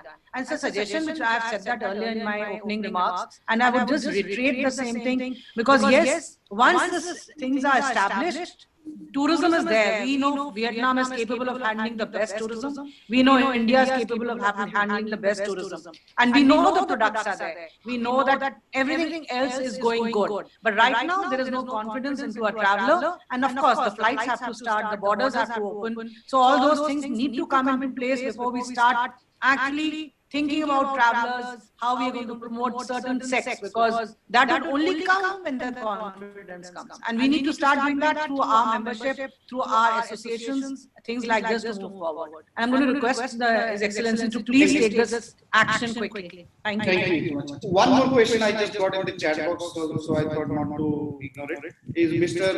Natarajan Nada, Flying Wings Tour, is asking any possibility to operate direct flight from Chennai, Excellency? Because we have started from Kolkata, Delhi, Mumbai, some other cities. Any plan for the South India to connect southern part of India? The second thing, Cambodia has provided some special facilities for some Hindu pilgrimage sites in their country. So there are a couple of Hindu shrines in Vietnam also. Would you have some special facility or something, special initiatives to promote that? Yeah, that's the question. Yeah, Mr. Kolis, Dr. Kolis, sir, you want to ask something? Unmute yourself, sir. Thank you, Subhas. I'm waiting for the reply. Thanks a lot. Yes, thank you.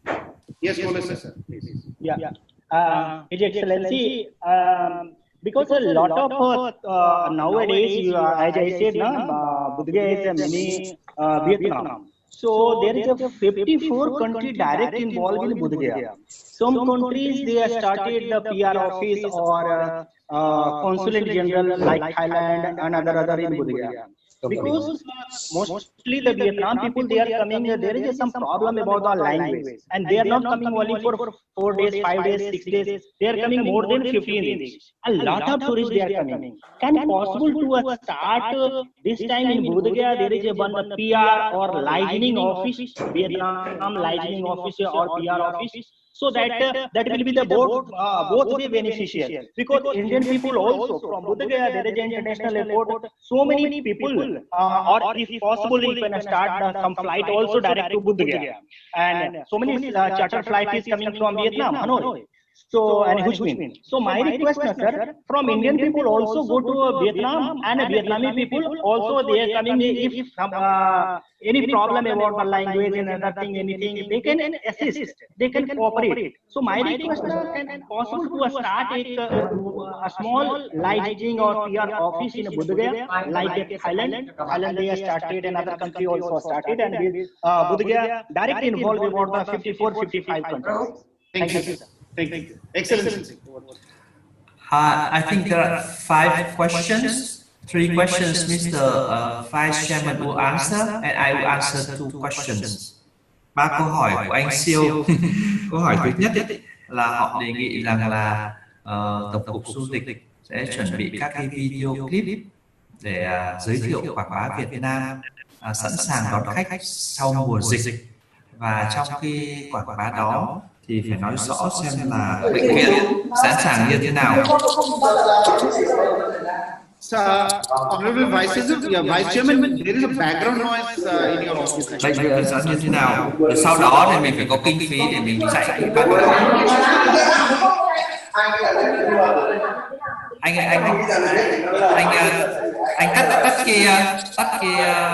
tắt cái micro cho anh đi. Để về đó là đấy. Để anh câu hỏi thứ nhất nhé. Câu hỏi thứ hai là cái bà Nisha này, bà ấy đề xuất là ký một cái MOU giữa các cái hiệp hội, ví dụ như hiệp hội du lịch của mình hay hiệp hội gì đấy, để thúc đẩy và chia sẻ các cái best practice. Đấy thì anh cũng cho ý kiến về cái việc đấy.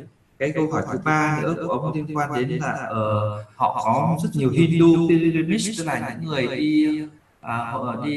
người Hindu mà sang cũng là về tôn giáo, họ rất nhiều hoạt động ở Campuchia, thì họ hỏi là họ muốn có cái hoạt động tương tự thế ở rất nhiều các cái chỗ của mình.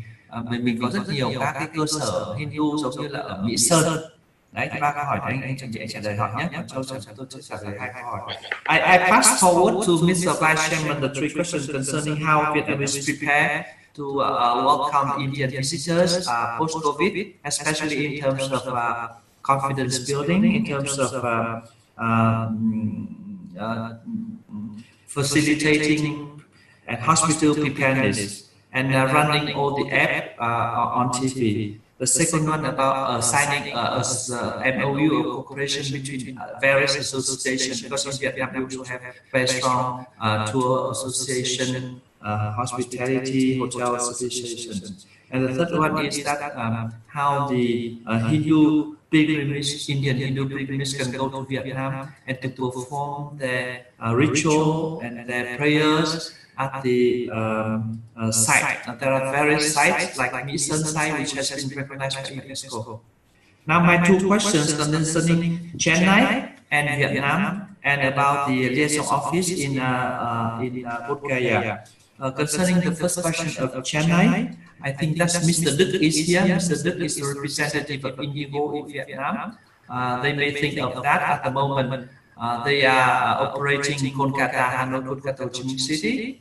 If potentially, I think that INDO flight to Singapore and to KL, they carry a lot of Indians to work there, so they may stop over in Ho Chi Minh City. So I hope that Mr. Đức can raise that point to INDO headquarters to see after the COVID-19 is over, then you can think of having a direct flight.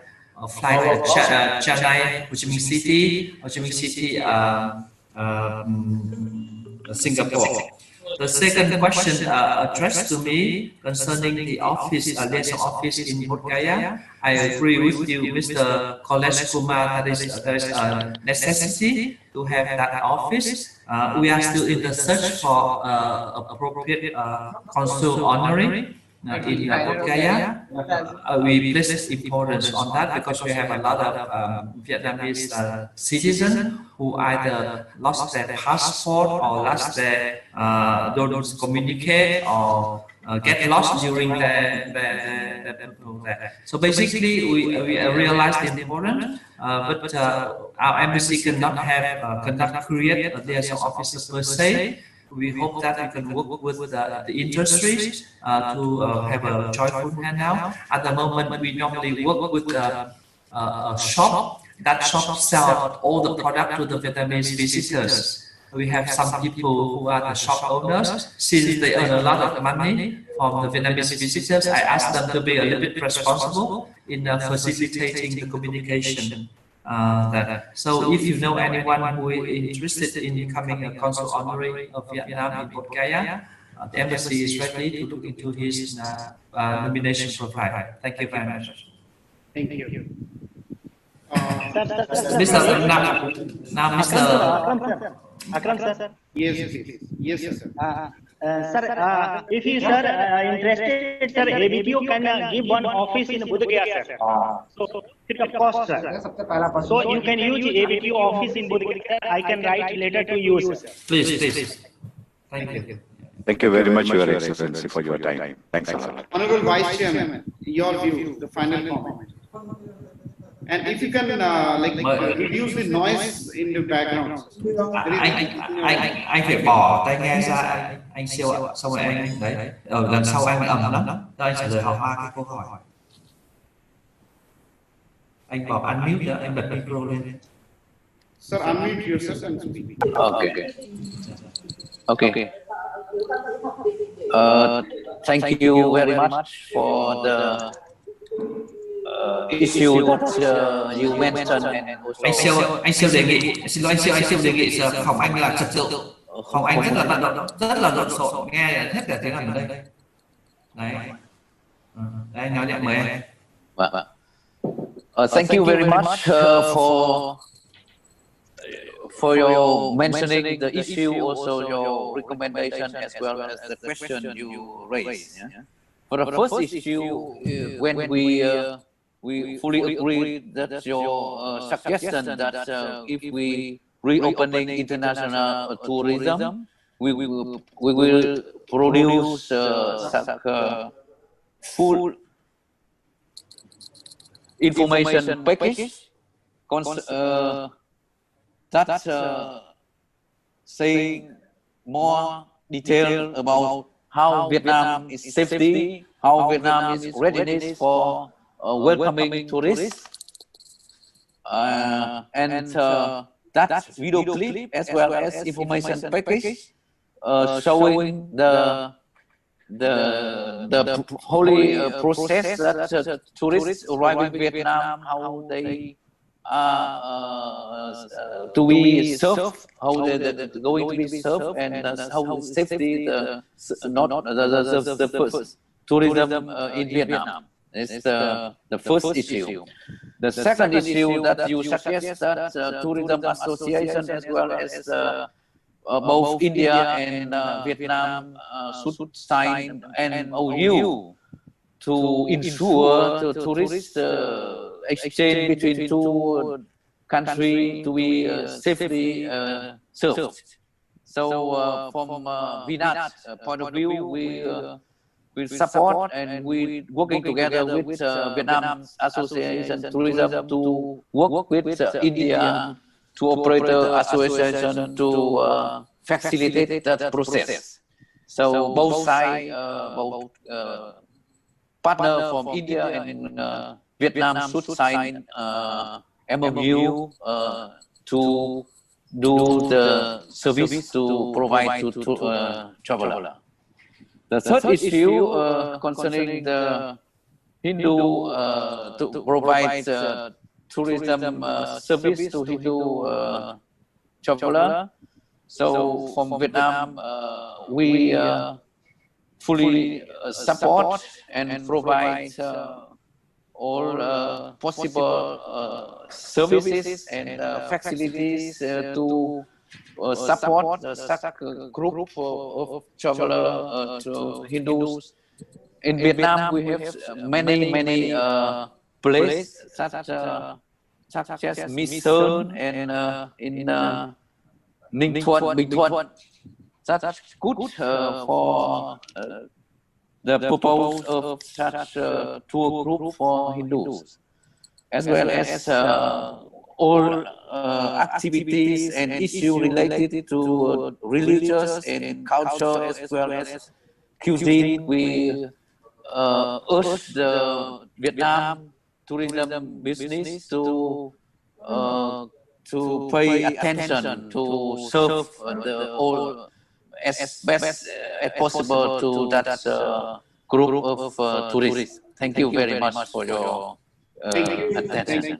Thank you so much, Honorable Vice Chairman and Excellency, and all our distinguished speakers for sharing your view and thought on this. I want to request now our head of the trade office at the Embassy of the Socialist Republic of Vietnam to India, Mr. Pui Thong, one of the, I think, senior most Vietnamese citizens spending time in India, having, I think, almost clear understanding of the country. I don't know that he will answer, but to give the final vote of thanks this afternoon.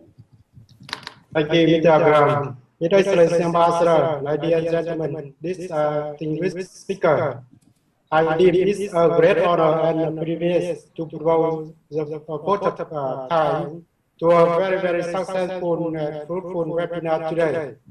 First and foremost, I would like to thank our chair, His Excellency Ambassador Pham Sanh Châu, who, despite his very busy schedule, has found time to visit this webinar. We are grateful to the Excellency for his encouragement and guidance. I spent my sincere time to Mr. Havan Siêu, Vice Chairman, Vietnam National Administration of Tourism, for his valuable contribution and informative speech. My heartfelt thanks to Ms. Your Mother, President Chairperson Association of India, and Mr.